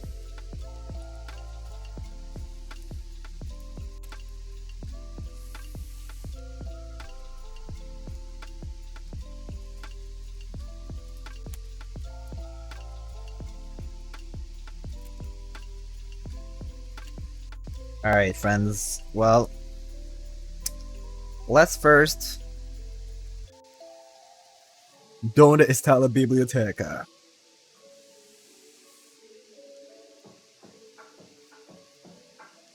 Johnny, la fiesta está muy loca. Why was I picked? Ando súper bien, hermanito. Anduve soldando los componentes de una PCB. Diseñé, yo bajé una comisión del cliente. ¡Órale! Diseñador de PCBs. Qué chingón, ¿eh? Qué chido. ¿Qué tipo de PCB fue? ¿O de qué tamaño más bien?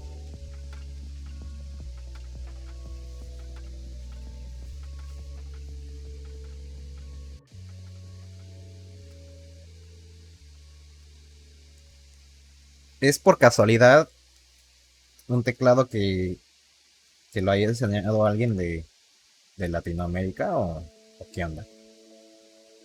Cuénteme. Cuénteme a dependos.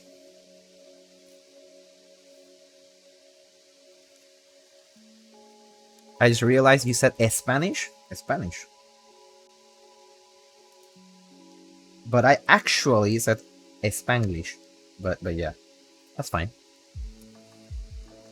65% con OLED, encoder y underglow. Oh. So I heard you like knobs. I see. Alright friends, alright. Let's give first a quick shout out to Miss Elaine from SINGAKBD.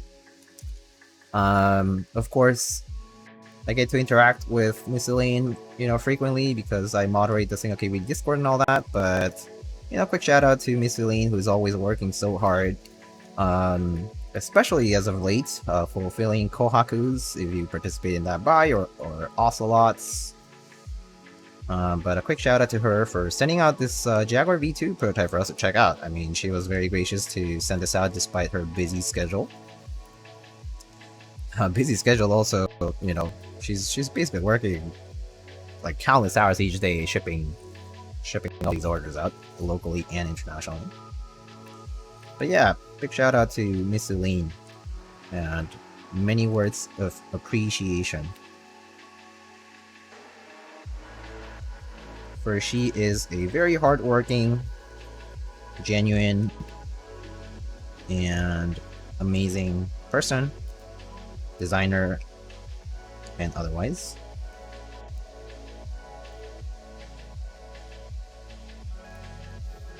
We appreciate Elaine in this chat. Right, chat?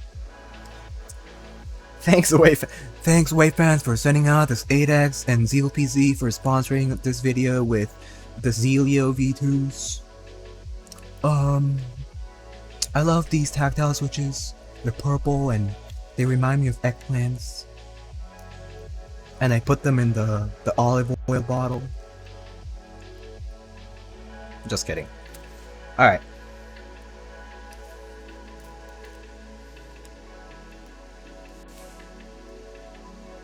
But yes, thank you to Elaine.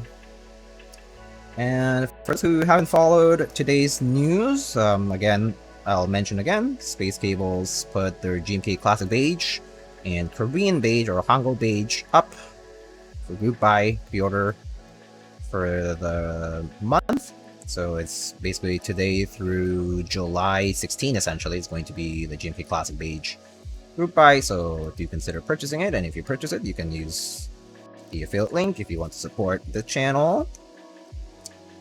They also have new desk pads like the Ouchkick B2 that recently came out, as well as their collaborations that they've done in the past.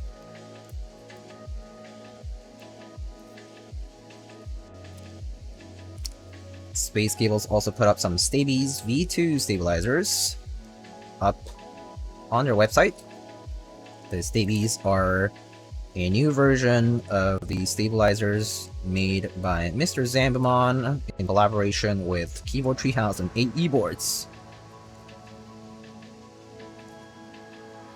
And I think Space Cables are out of stock. Let's see. GMK has been speeding up, mostly because people are realizing it's not that good.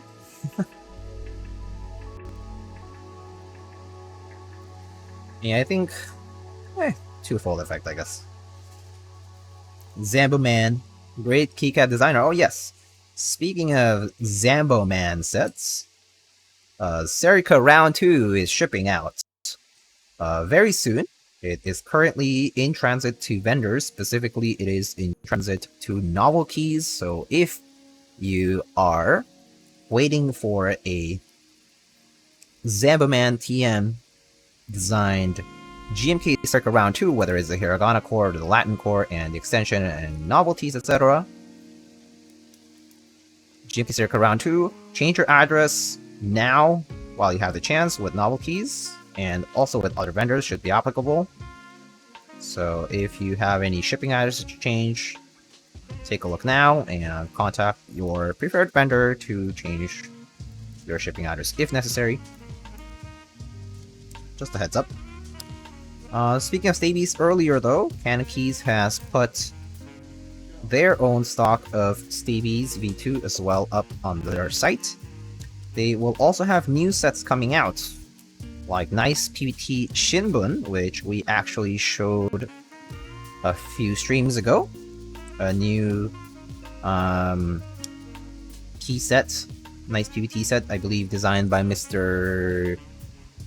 Was it Mr. Honking Dailo? I think he designed this set. Basically themed after newspaper. Very cool set. I personally would recommend it because it looks really sick. The novelties are pretty cool. It's pretty unique. And it just looks very clean, so...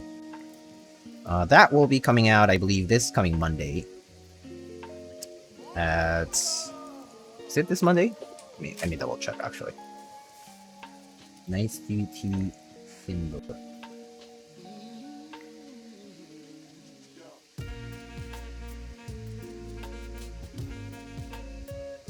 Yes, Nice PVT Shinbun drops on Monday, June 20th at 11 a.m. Eastern, priced at $79.99 plus shipping.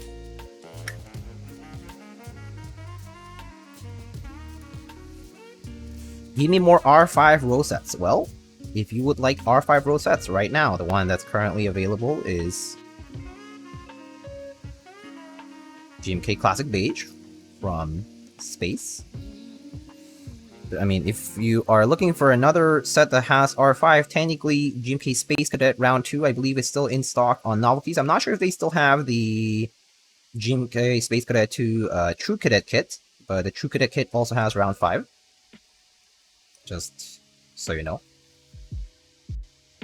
But that is an option for Round 5 too. And speaking of, I mean, not Round 5, Row 5, my bad. And speaking of Row 5, my friends, I want to let you know that finally the extras for GMK Masterpiece, GMK Dolce R5, and GMK Noir, all these keysets that were run by Project Keyboard are going to be dropping tomorrow. The extras are going to be dropping tomorrow at 12 p.m. Central, which is 1 p.m. Eastern. The timestamp is actually on my Discord server as well, so feel free to join my Discord server for any sponsor-related news. But yes, the extras should be happening tomorrow early afternoon, basically.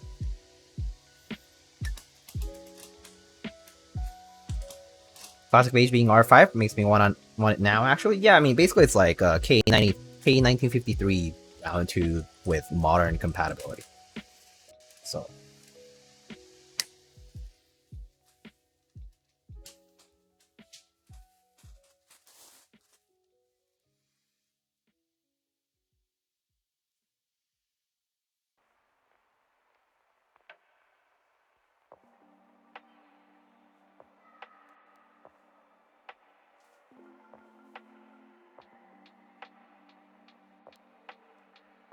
okay.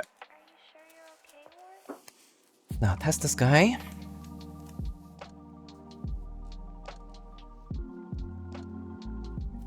I think that's all the new news that we have from vendors. If you were waiting for an order from Prime KB, they will be shipping out any pending orders from this past week, starting this Monday. So if you've been waiting for an order, or if you've been waiting to place an order, you can place it now and they will ship on Monday for Prime KB. They're just on vacation this week, I believe. Alright, let's check the PCB though. Wasn't Heine running that set too? I wonder what's going to happen to the run of it. It's still going to run later in the year, I believe. It's just GMK Heine Beige, basically. That's the one that you must be referring to. Extra previews, please. Happy Friday. Happy Friday to you too.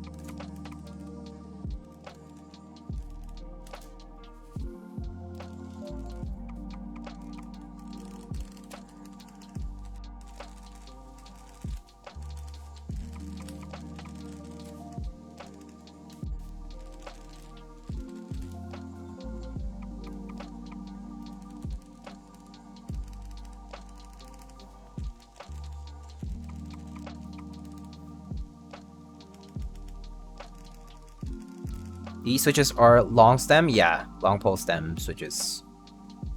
Yep. Everything is working. All right, let's get this put into the case. How about we start with top mount first? Let's go through the possibilities here. So let's get the top mount first. We'll put GMK Jamon, put top mount, then we'll go back, put the O-ring, and then yeah, I don't know, whatever else you guys might want to try, but we'll try to get done quickly. All right, let's get these screws first.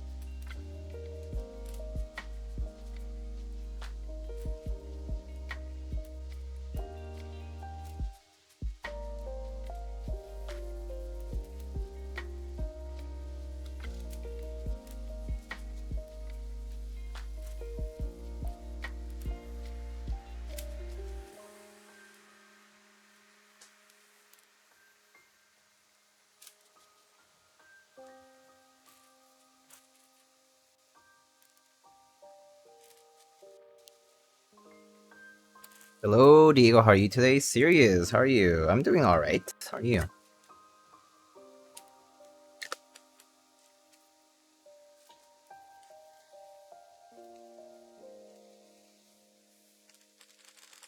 right, let's get GMK Jamon. I will be right back. Just bring Jamon out, and we'll keep going. BRB.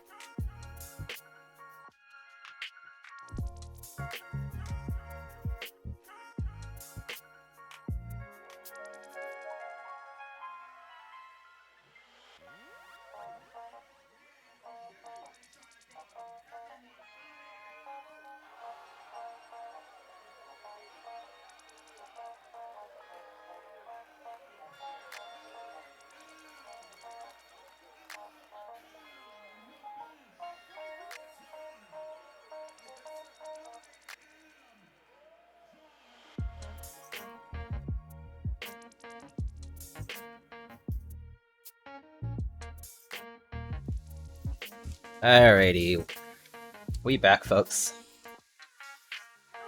Are y'all? Okay, so do I have Hamon somewhere else? I have Hamon on. Hold on. I thought I had it here. Must have put it in a board. Give me a sec. Which board had Hamon? Which board had Hamon, guys? Where did I last put Hamon? That's pretty much where it is right now. I last put Hamon. On the red Alice? Then I put Beta on the Mech 65. Hold on, let me double check here. GMK.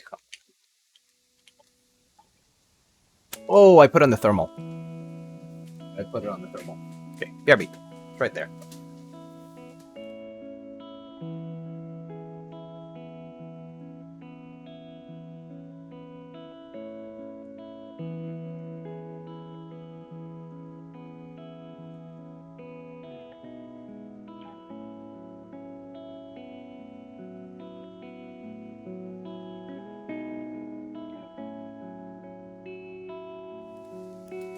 Okay, I am back.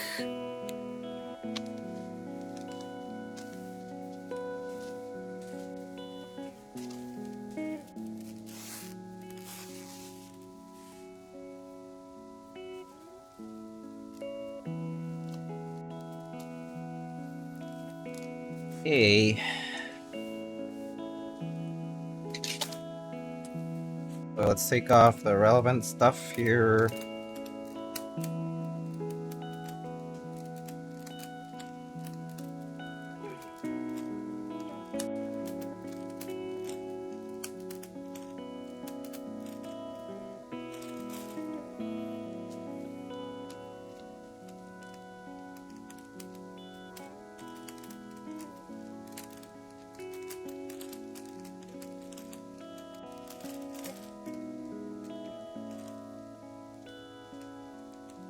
What IEMs do you use, Diego? I use Moondrop Variations.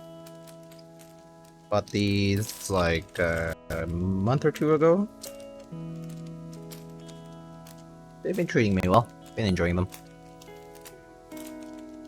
Fortunately, pretty comfortable for me to use. Some people complain that the nozzle's too large for comfort, so I personally found these pretty comfortable. But everyone's different about that, so.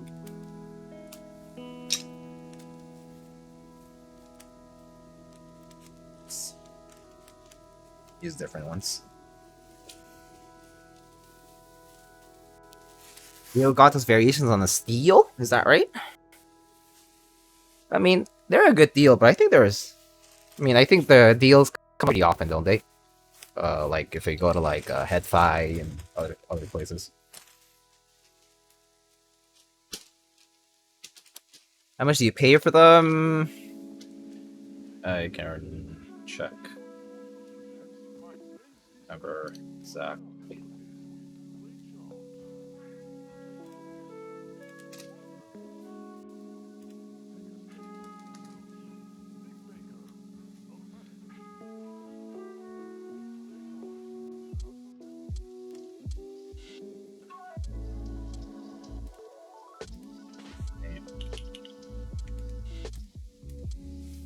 Forgot.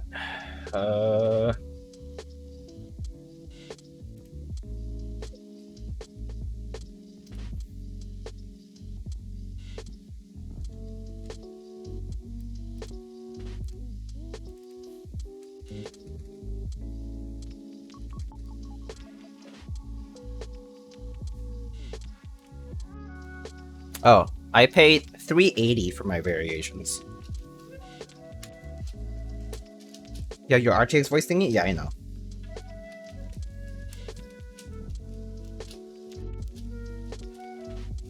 Appreciate it.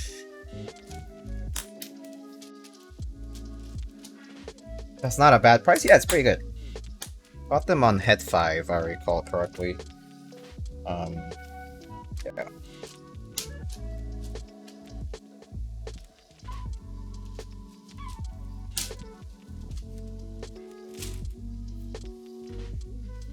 We need these guys. This.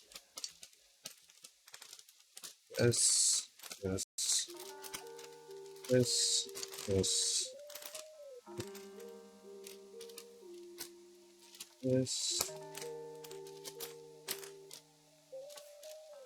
Oh, not just it's fine.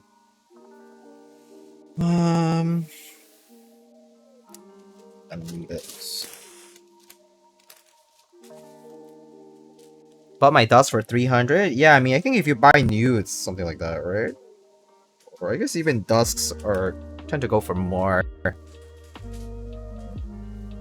because they're so popular.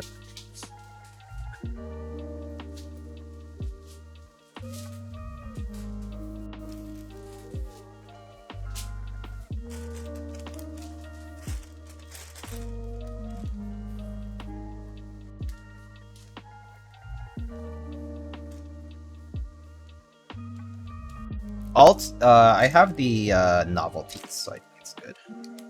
Oh, wait.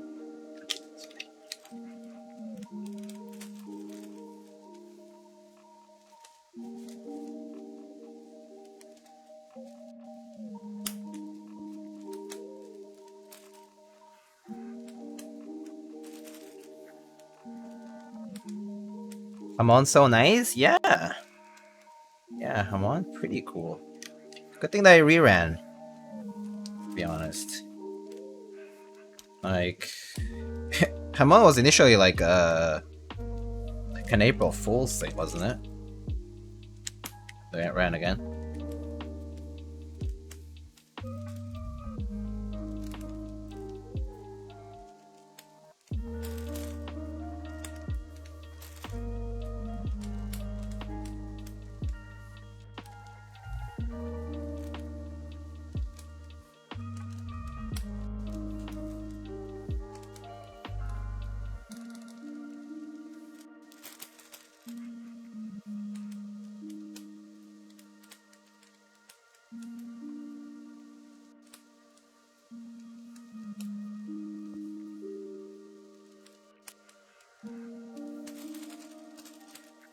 No Enya in base?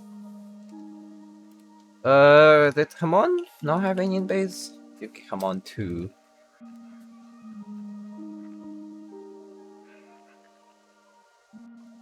Oh, I see. It had the. It was in the novelties, right? It is a novelty, I guess.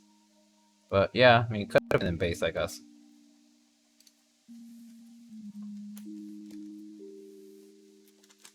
Designer's choice, I suppose.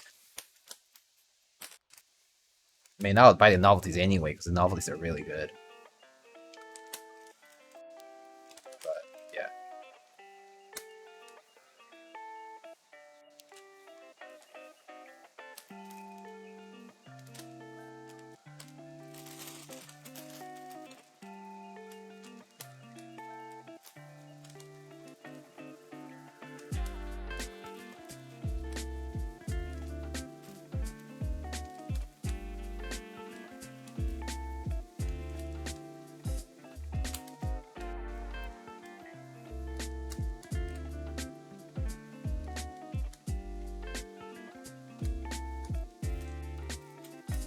I want GMK Chocolatier to run again? I haven't seen Chocolatier out there nearly as much.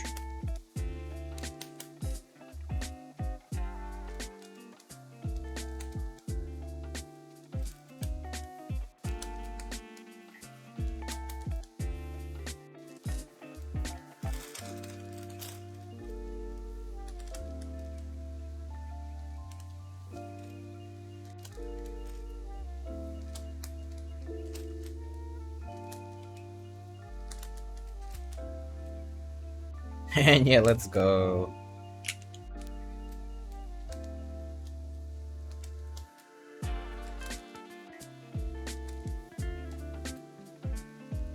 I want a DCS set. I was probably saying not to join Vert. Or Vert, I guess. Pretty cool set as well. Pretty neat set. Wait, I don't know if I have enough red artisans for this part, but...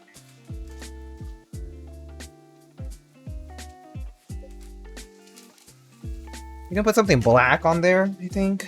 Something red for here.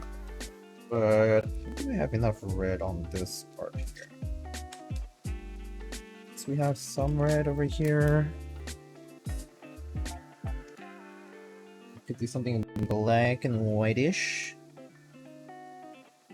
Maybe like, oh, could do something like this.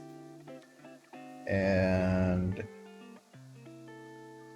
we could do this new wax face caps that I just got. It's like strawberry colored. Maybe do this instead of the Keylock, because the Keylock's standing out a little too much. You like that? Oh, actually that's nice.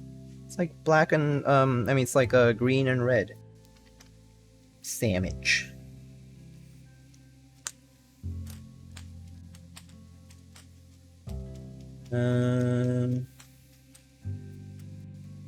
But you know, I don't really like the.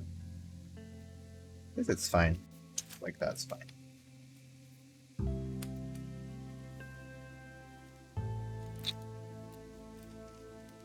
You have more in the red in the back? Yeah, I could go get some other caps, but I think this is fine. Let's do. This Dalifu looks pretty cool. Oh, you mean the ones over here? Yeah, we could do that too, actually. Let's do the Dalifu Escape. He's like the Mr. Hamon. Got caught in the Hamon. And maybe instead of this Cosmo, we can do something. We can do some red over here. Actually, we can use the Cosmo red and this one. And maybe do the... I want to say do the bongo. I want to say do the bongo. Or the fugu. The fugu is pretty nice.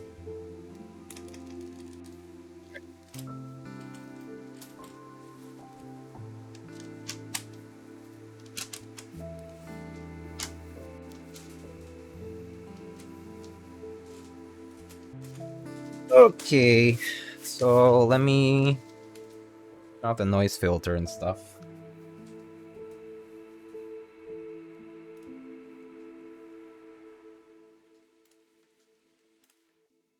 Okay. And then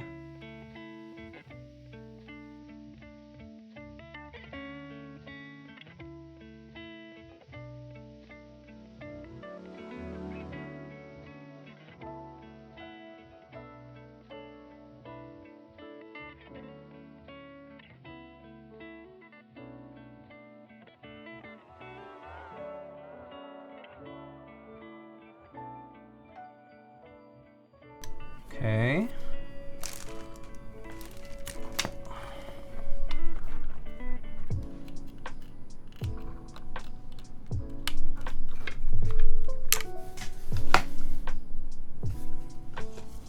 All right. I think that's pretty good.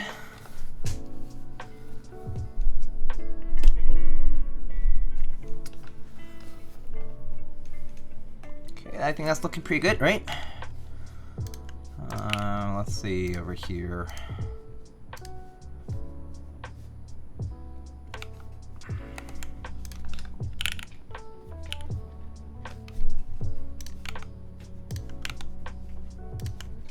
Okay.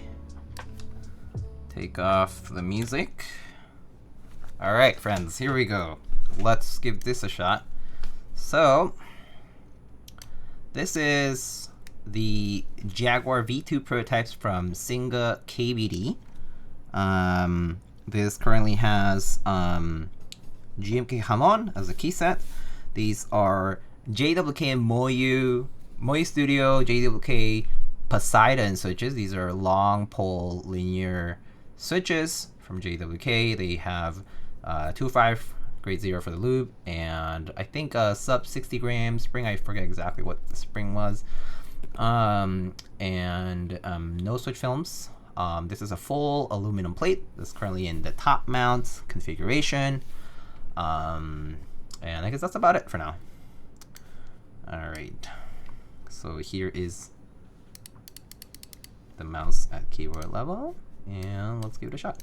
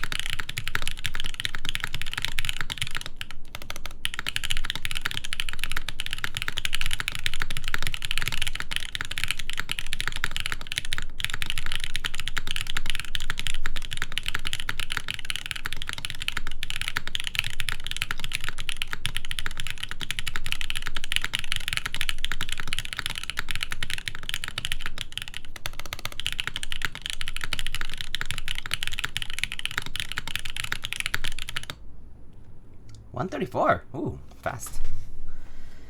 But yeah, that's long pole stems on this. Long pole stems on this.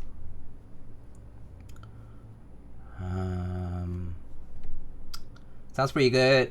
Sounds pretty loud with those long poles. I mean, long poles definitely louder in general. Sounds quite boomy like V1. Definitely not as deep. I see. It is a keyboard.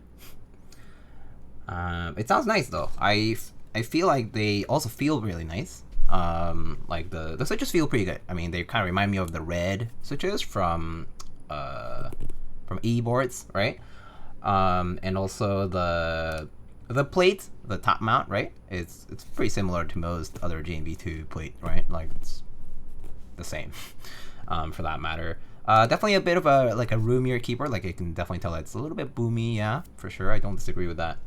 The typing angle is pretty nice actually. It's not very tall, so I think it's like what, 6 degrees, 7 degrees, something like that. It's not very steep, so it's comfortable. And first of all, the red's gorgeous on this. But yeah, Sounds like a keyboard. But yeah, here are the mods for you to listen to. Also, for the stabilizers, we have TX tabs with 205 grade 0. So here are the mods.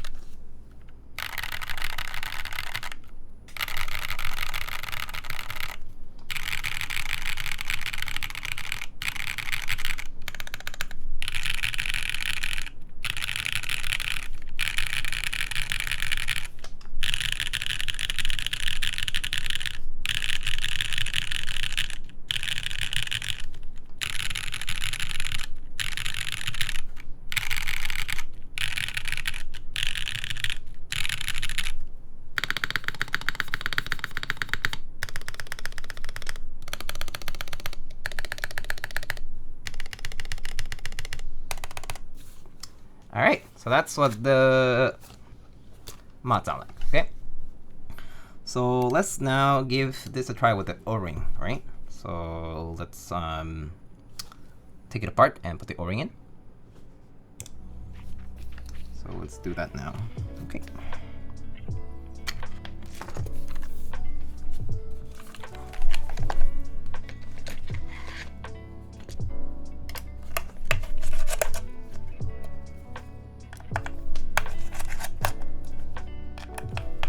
The top arrow sounds the same as the other arrows on this board. It could be that the sound is also masked by the fact that you have long pole stem switches, because they are pretty loud, just in general, like the return sound, right?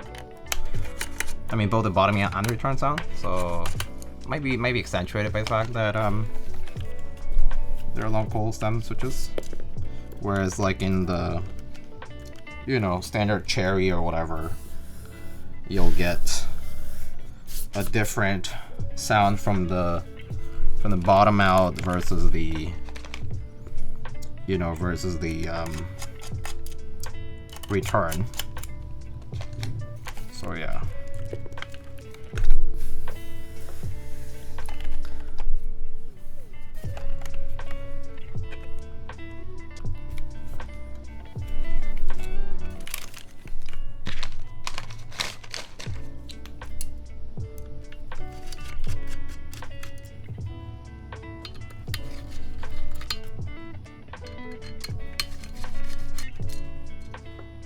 Do you know if the weight will have some kind of engraving on the outside? And the answer is no. Pretty much the way you see it currently is the way it's going to be.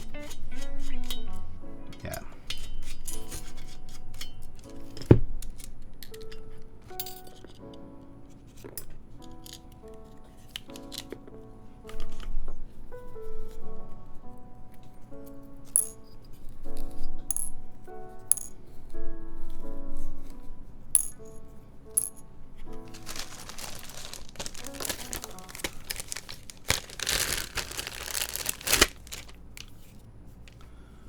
Okay, so now it's O-ring time.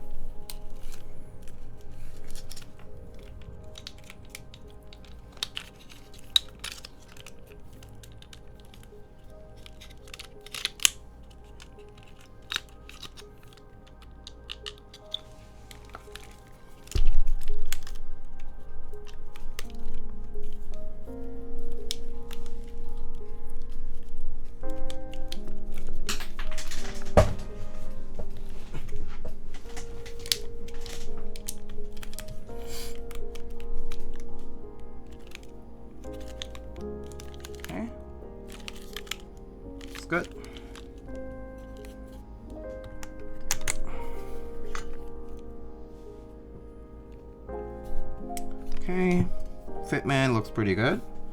We're using TX staff, so no issues with the stabilizer positioning.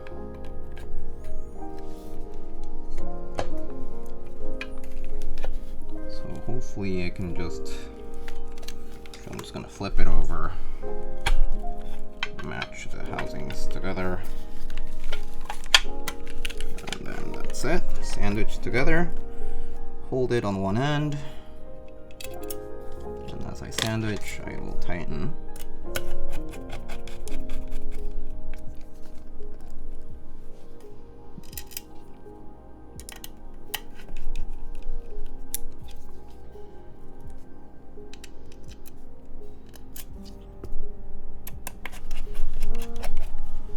Okay.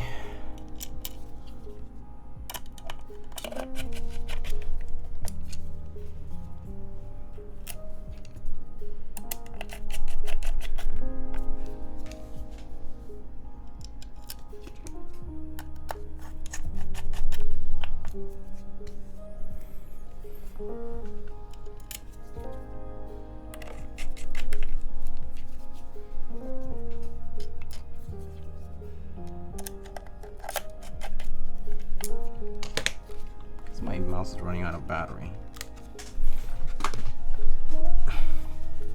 That makes master time because it lasts so much longer. Alright. Alright, there it is.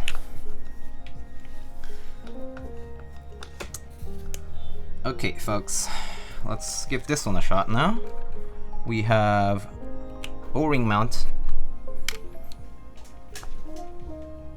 Music off.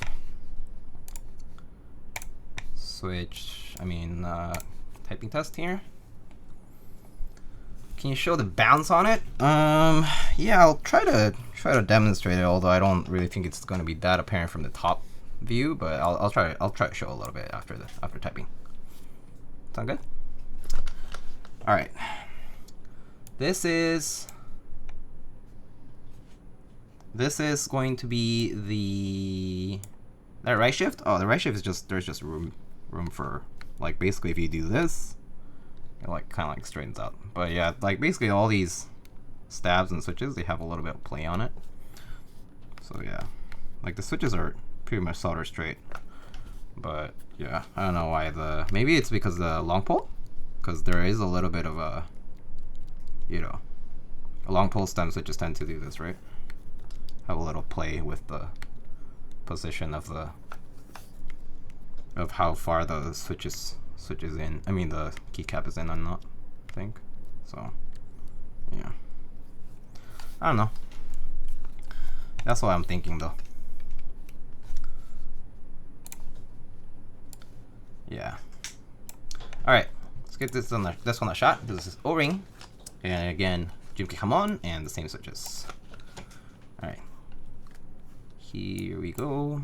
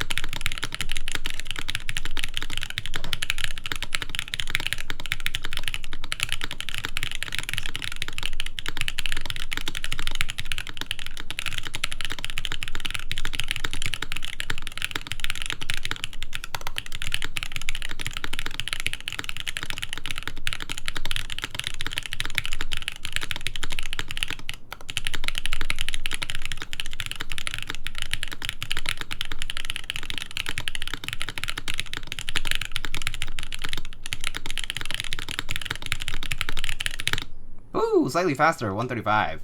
Very nice. Alright, here are the mods.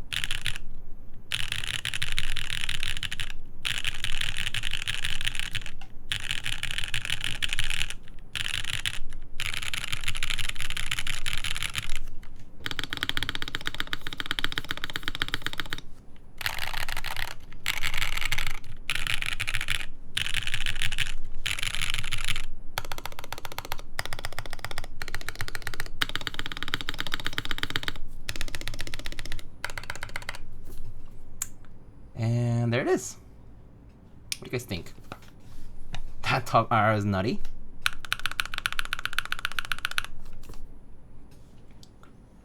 Still no Meowgo chatting. Yeah, not yet, I guess.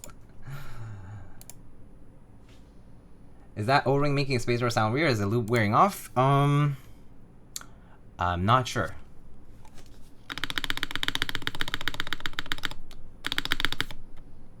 Because I don't think it's sticking.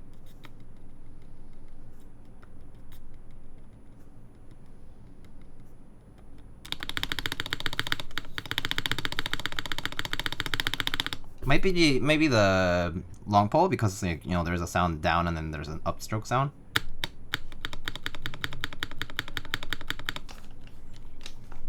Like, you know.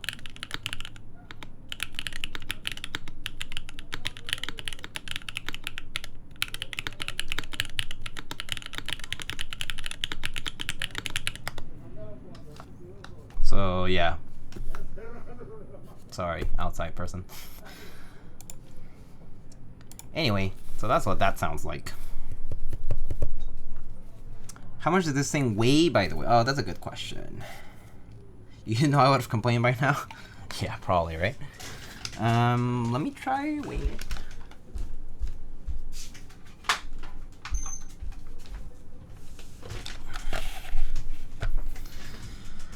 Let's see.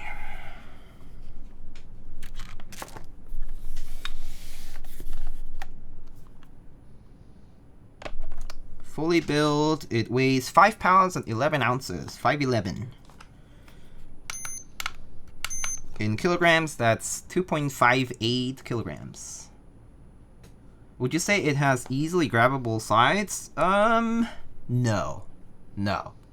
It has a small ledge, but it's not like the same as, you know, like the Mary C that we built a couple of days ago. That had easily grabbable sides, but like, you know, this one, if you take a look, you know, it's not that much. It's not that much. Like, it's a little bit. It's not flat, but yeah. How's the type feel on O-ring?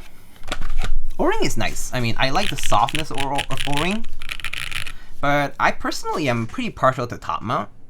In general, like especially for this like JNV2 style, I'm really partial to top mount. It's such a nice, it's very crisp, and it's soft at the same time because the mounting position is like, you know, like especially for the space bar, it doesn't feel very harsh. So that part is nice. I personally don't really like I'm not like a die-hard kind of person for O-ring mount.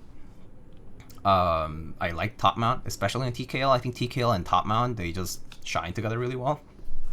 But yeah, both feel pretty good though. And I think Pook asked about like the bounce on this.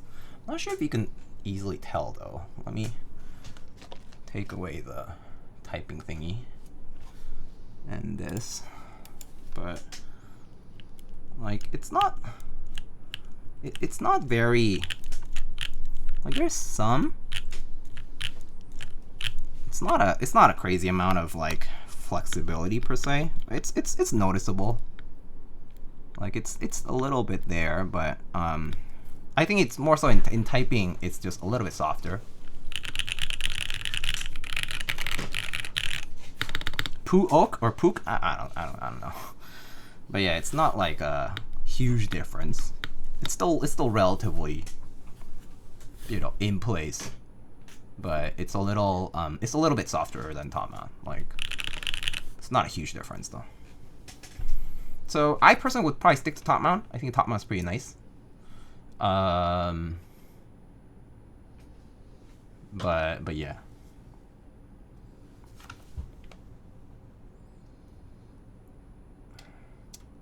So yeah. Okay. So let's see. So I guess I can show you guys what the board looks like up close again, now that it's built. So, but yeah, definitely the long pole switches make the keycaps look crooked from an angle, especially from the top view, right? But I can like fiddle around with it and it'll look straight. So it's not like the switches are not straight. I think it's just the long pole stems doing weird optical things here, because definitely has a lot of movement. Oh yeah, like if I press it too much this way, it turns this way, it rotates.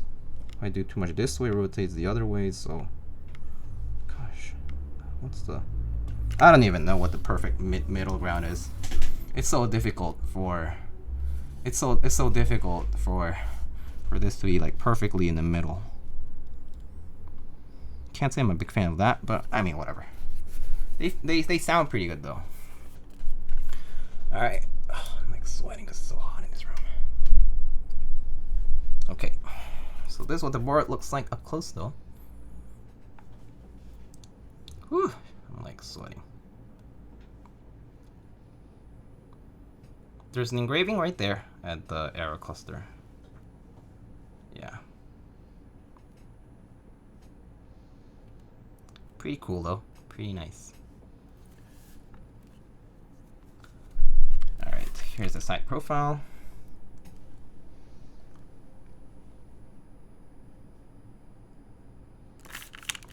Here's the back, nice and tight USB port. As you can see, very nice and centered for the port on the PCB and the back of the connector area. It's nice and centered, it's pretty nice. Even with the O-ring. Here's the side again. Here's the front.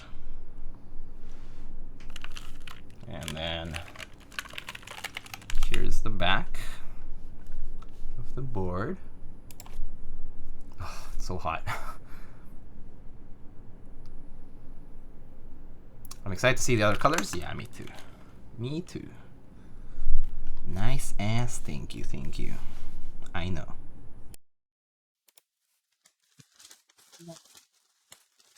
Sweating. I'm gonna run the noise filter for a sec. And also, yeah, run the AC a little bit. Like sweating so much. I'm hoping for a gray on this. Yeah, hopefully. So yeah, what do you guys think? Pretty nice. Pretty nice. Were there any other questions? Let me see if I missed anything. Give me a sec.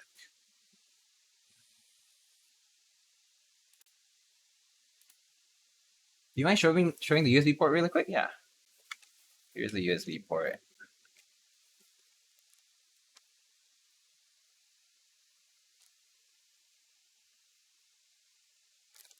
Come on, focus, goddamn.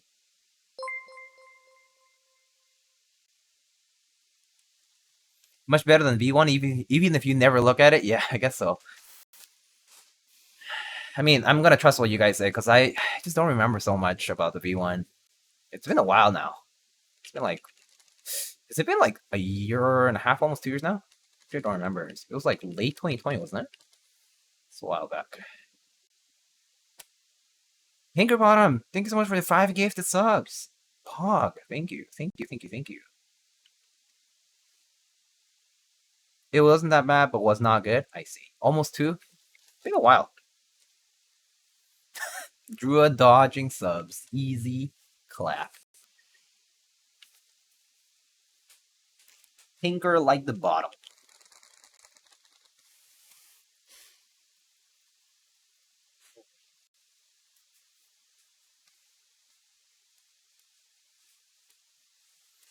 You guys have no idea. It gets so hot in the room when I'm streaming.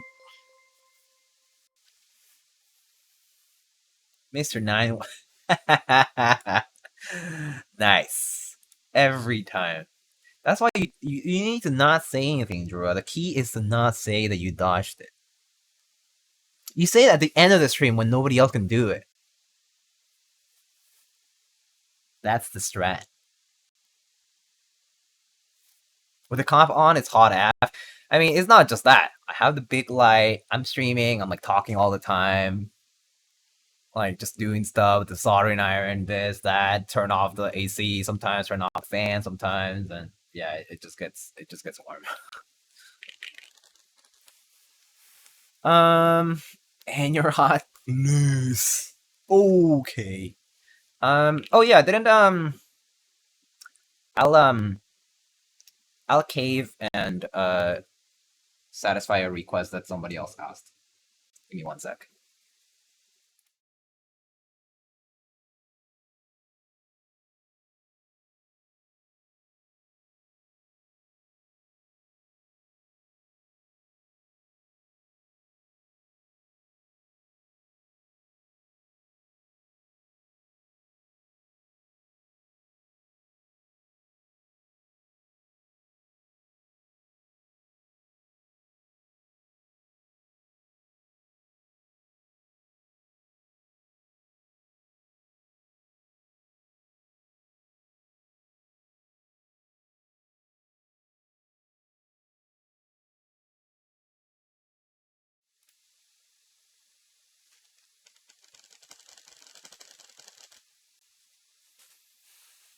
Okay.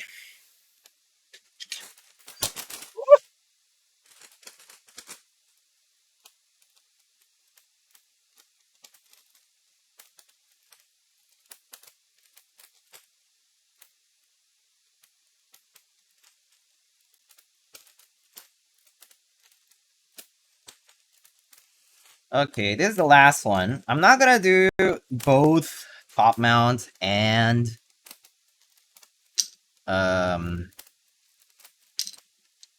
O-ring. Just gonna do O-ring, okay? But I know that Mr. Pook, who's has been recently an active participant of the SINGAKBD Discord server. I will oblige for them and for other folks who might have wanted DCS. Give it a shot.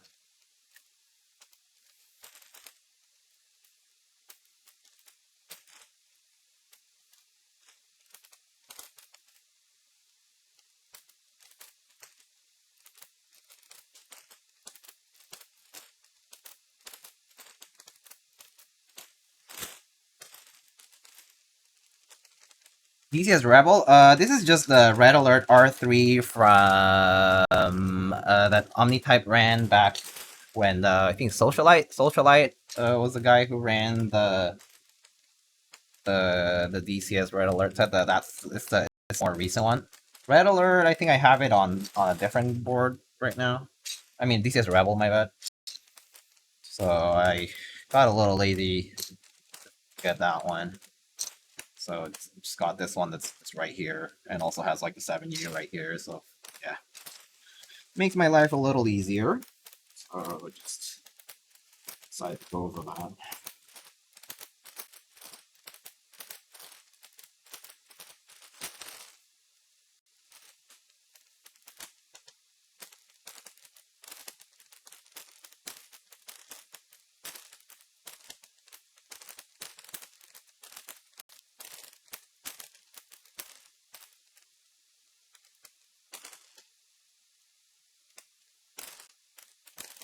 Oh, also, right now I also have the noise filter on, so it's probably not even gonna sound that.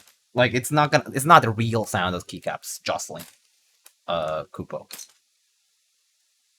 FYI.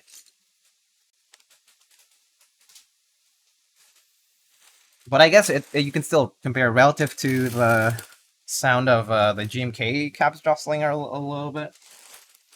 So I guess you get a little comparison. Yeah.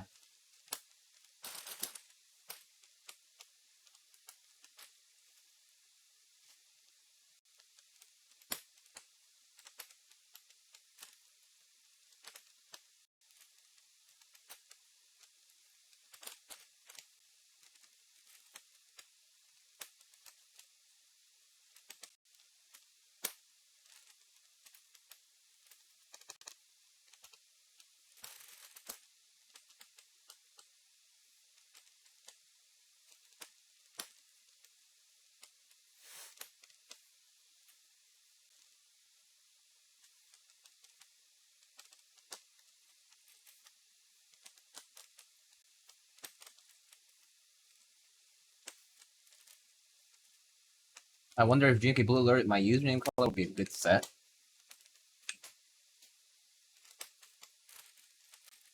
Blue Alert in your username color, it's actually not that far off. Like the real Blue Alert doesn't look that far off from that blue.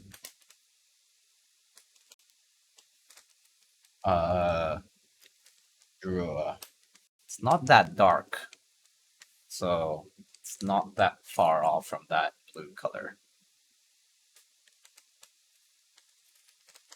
At least IRL, I can tell you as much. But it's not that far off from that blue. It's not a very vibrant, I mean very dark tone of a blue. Chatterina Twitch adjust my username color so it's lighter. Oh, okay. I see.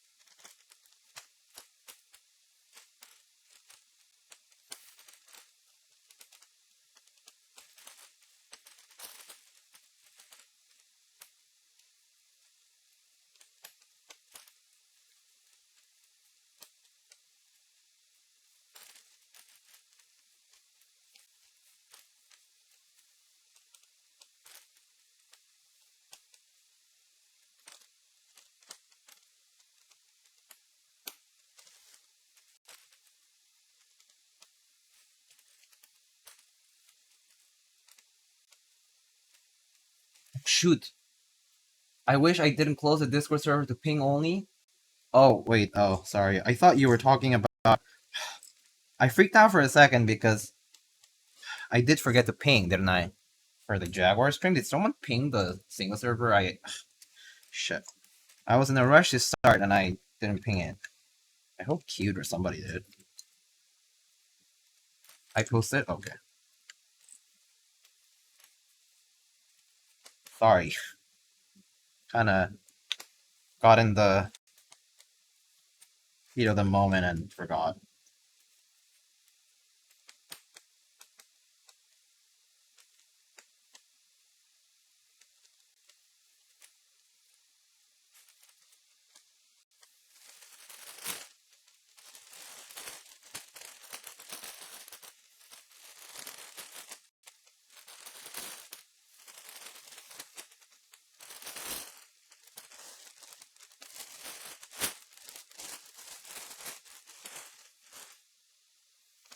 Hey, time for the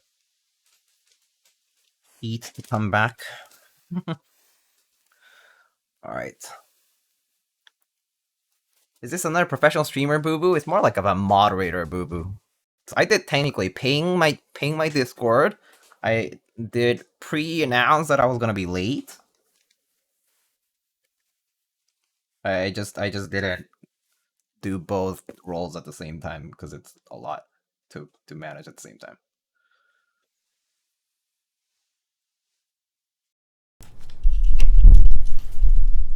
Sorry for that.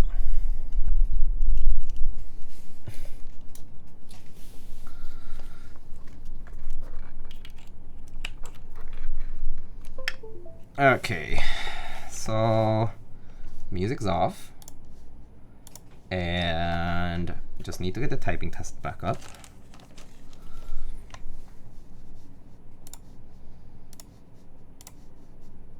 All right, here we have it. So this is now the same, about the same setup as best as I can here. And we have DCS Red Alert R3 from Socialite and Dixie Mac Omnitype at the time. Again, some clicks here. Oops. Oopsie. What did I do? What is this 10K mode? What's this 10K thing? Is this like a very difficult word thing? Oh, there, English. There, okay, it's a dictionary. Never mind.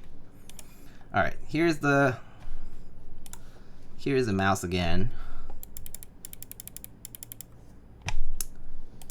And let's give it a shot. Okay, here we go.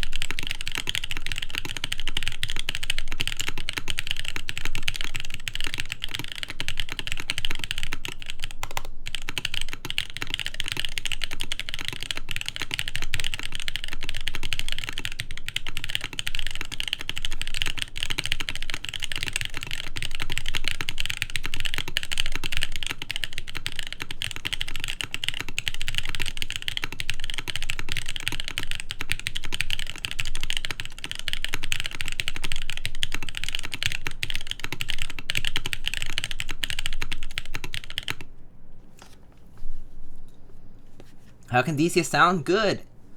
It's thin, normies probably. Yeah, it is thin. It's thin, admittedly. But, yeah, sounds pretty good, doesn't it?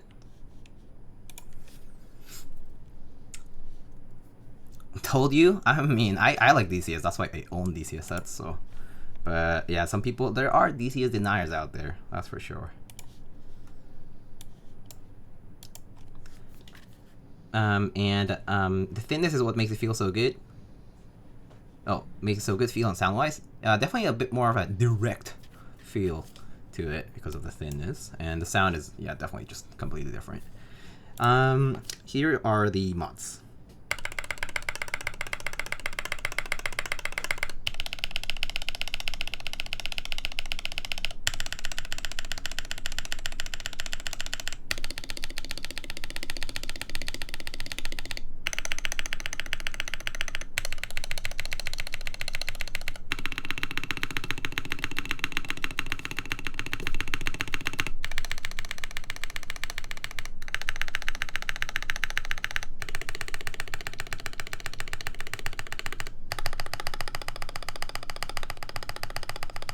I really like the sound of the enter and the spacebar. And the backspace.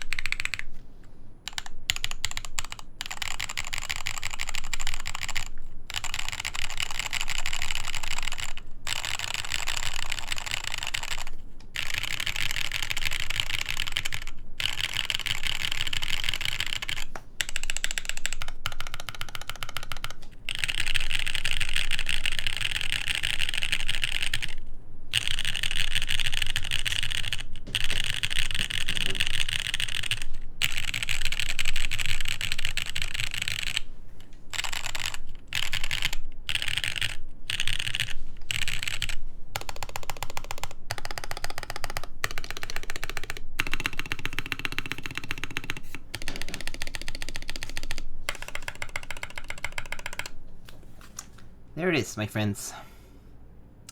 That's what it sounds like with DCS.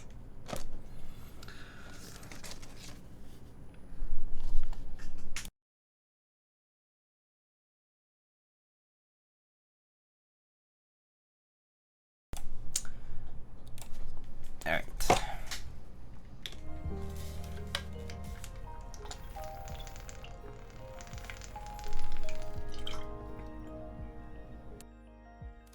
So yeah, what do you guys think?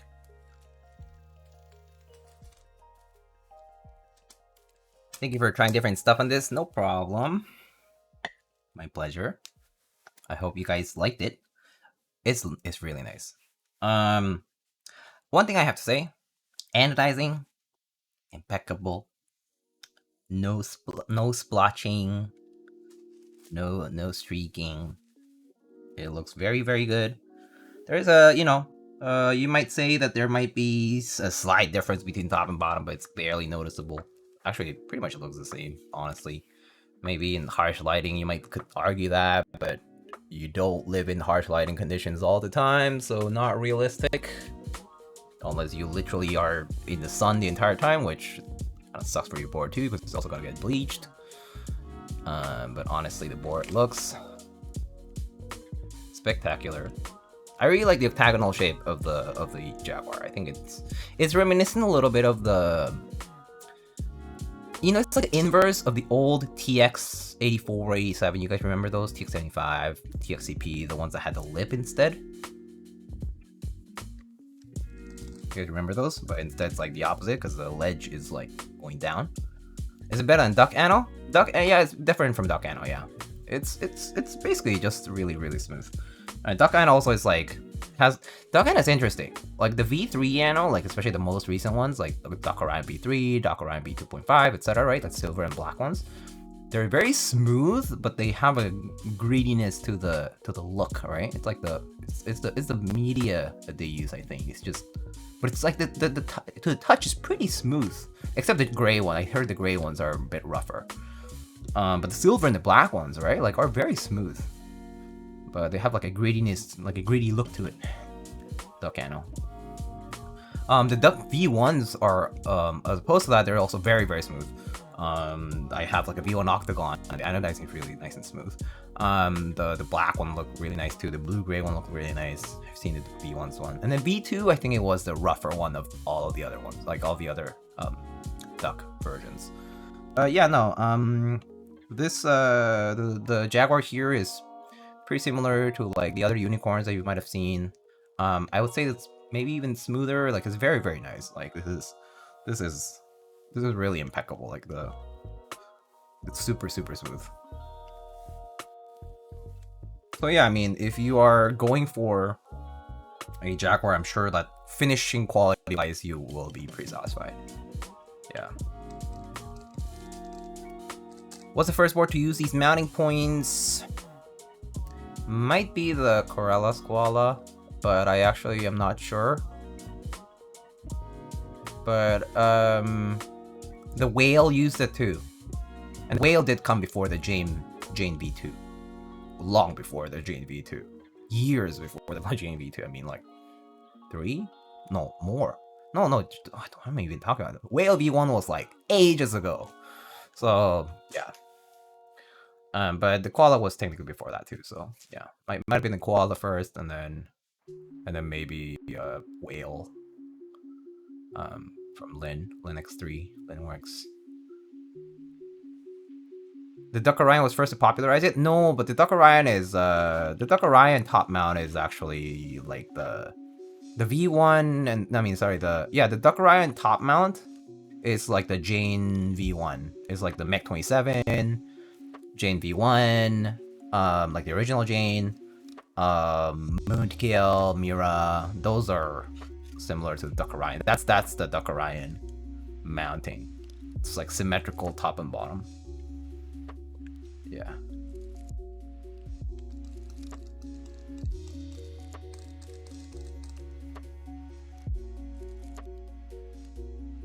Duckboard's so good. I personally really like duckboards. I have a Blackbird still, and I really like it. I also have a TCV3, and I really like it. I was gonna say Jetfire, but it's not. No, it's the TCV3, and I really like it. I used to have a Viper, and used to have an Eagle. I have a Duck Poker too. Yeah, but and not overpriced. It's pretty close to retail. That is true. But yeah, here's the back once again. Might check it out. And then here again, the top. If it focuses, that is. Is it focusing or is it manual focusing? No, it should focus. There we go.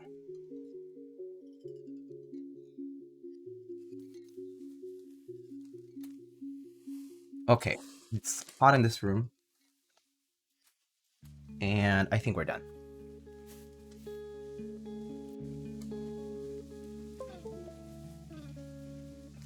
It was for the JMV1, yeah.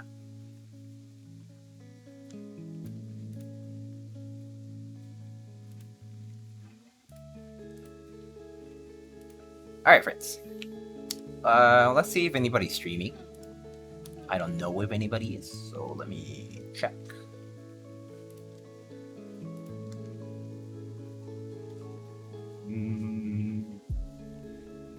Fine. Twitch.tv. See Miss Shinchin Wang is streaming. Ruminative _ doing a QK65. I see Project Builds X doing a sequence rebuild. I see, oh, Miss Astrasa doing a Cake 60 if you want to check out a Cake 60. I see Mr. Tim Keeles doing a mild decal with Zaku's.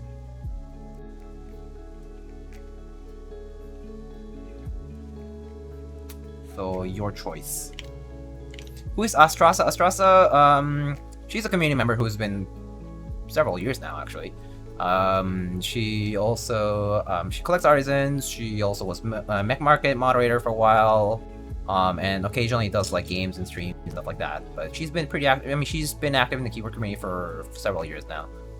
Some people aren't like in great terms with her because Mech Market, you know, things like people in Mech Market just always get agitated because Mech Market rules are a bit bizarre by themselves, and if you're a moderator, you kind of have to enforce them. Kind of don't have a choice there.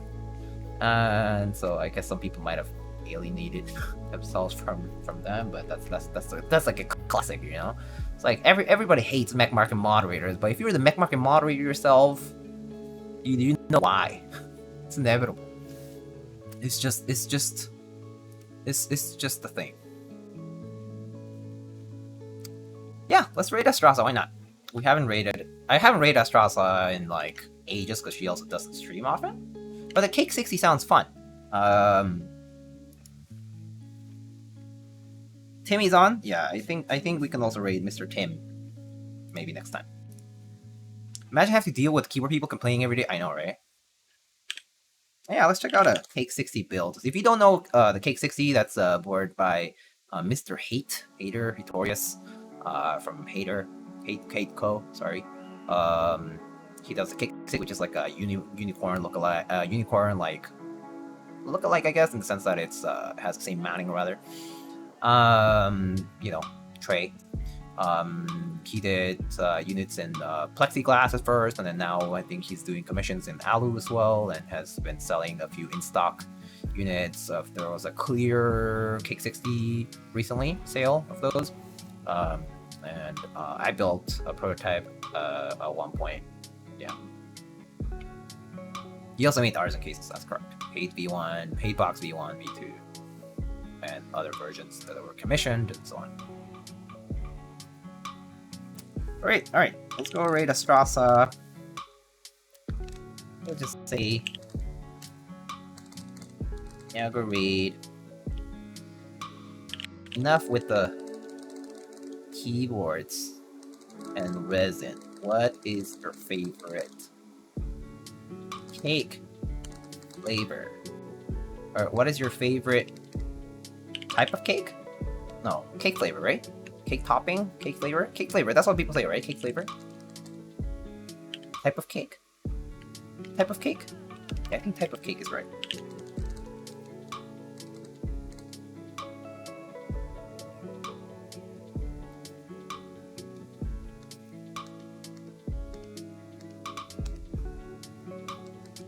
Jack got some nice cake. Chocolate lava cake. Yum. My favorite, I'll tell you, is Tres Leches. Chocolate Tres Leches. A+. A+. If you don't know Tres Leches, you should try it. Alright. There's the rate message. Again, thank you everyone. Thanks to Elaine Singa presenting this. And again, thank you everybody for tuning in. I'll see you guys on the next one.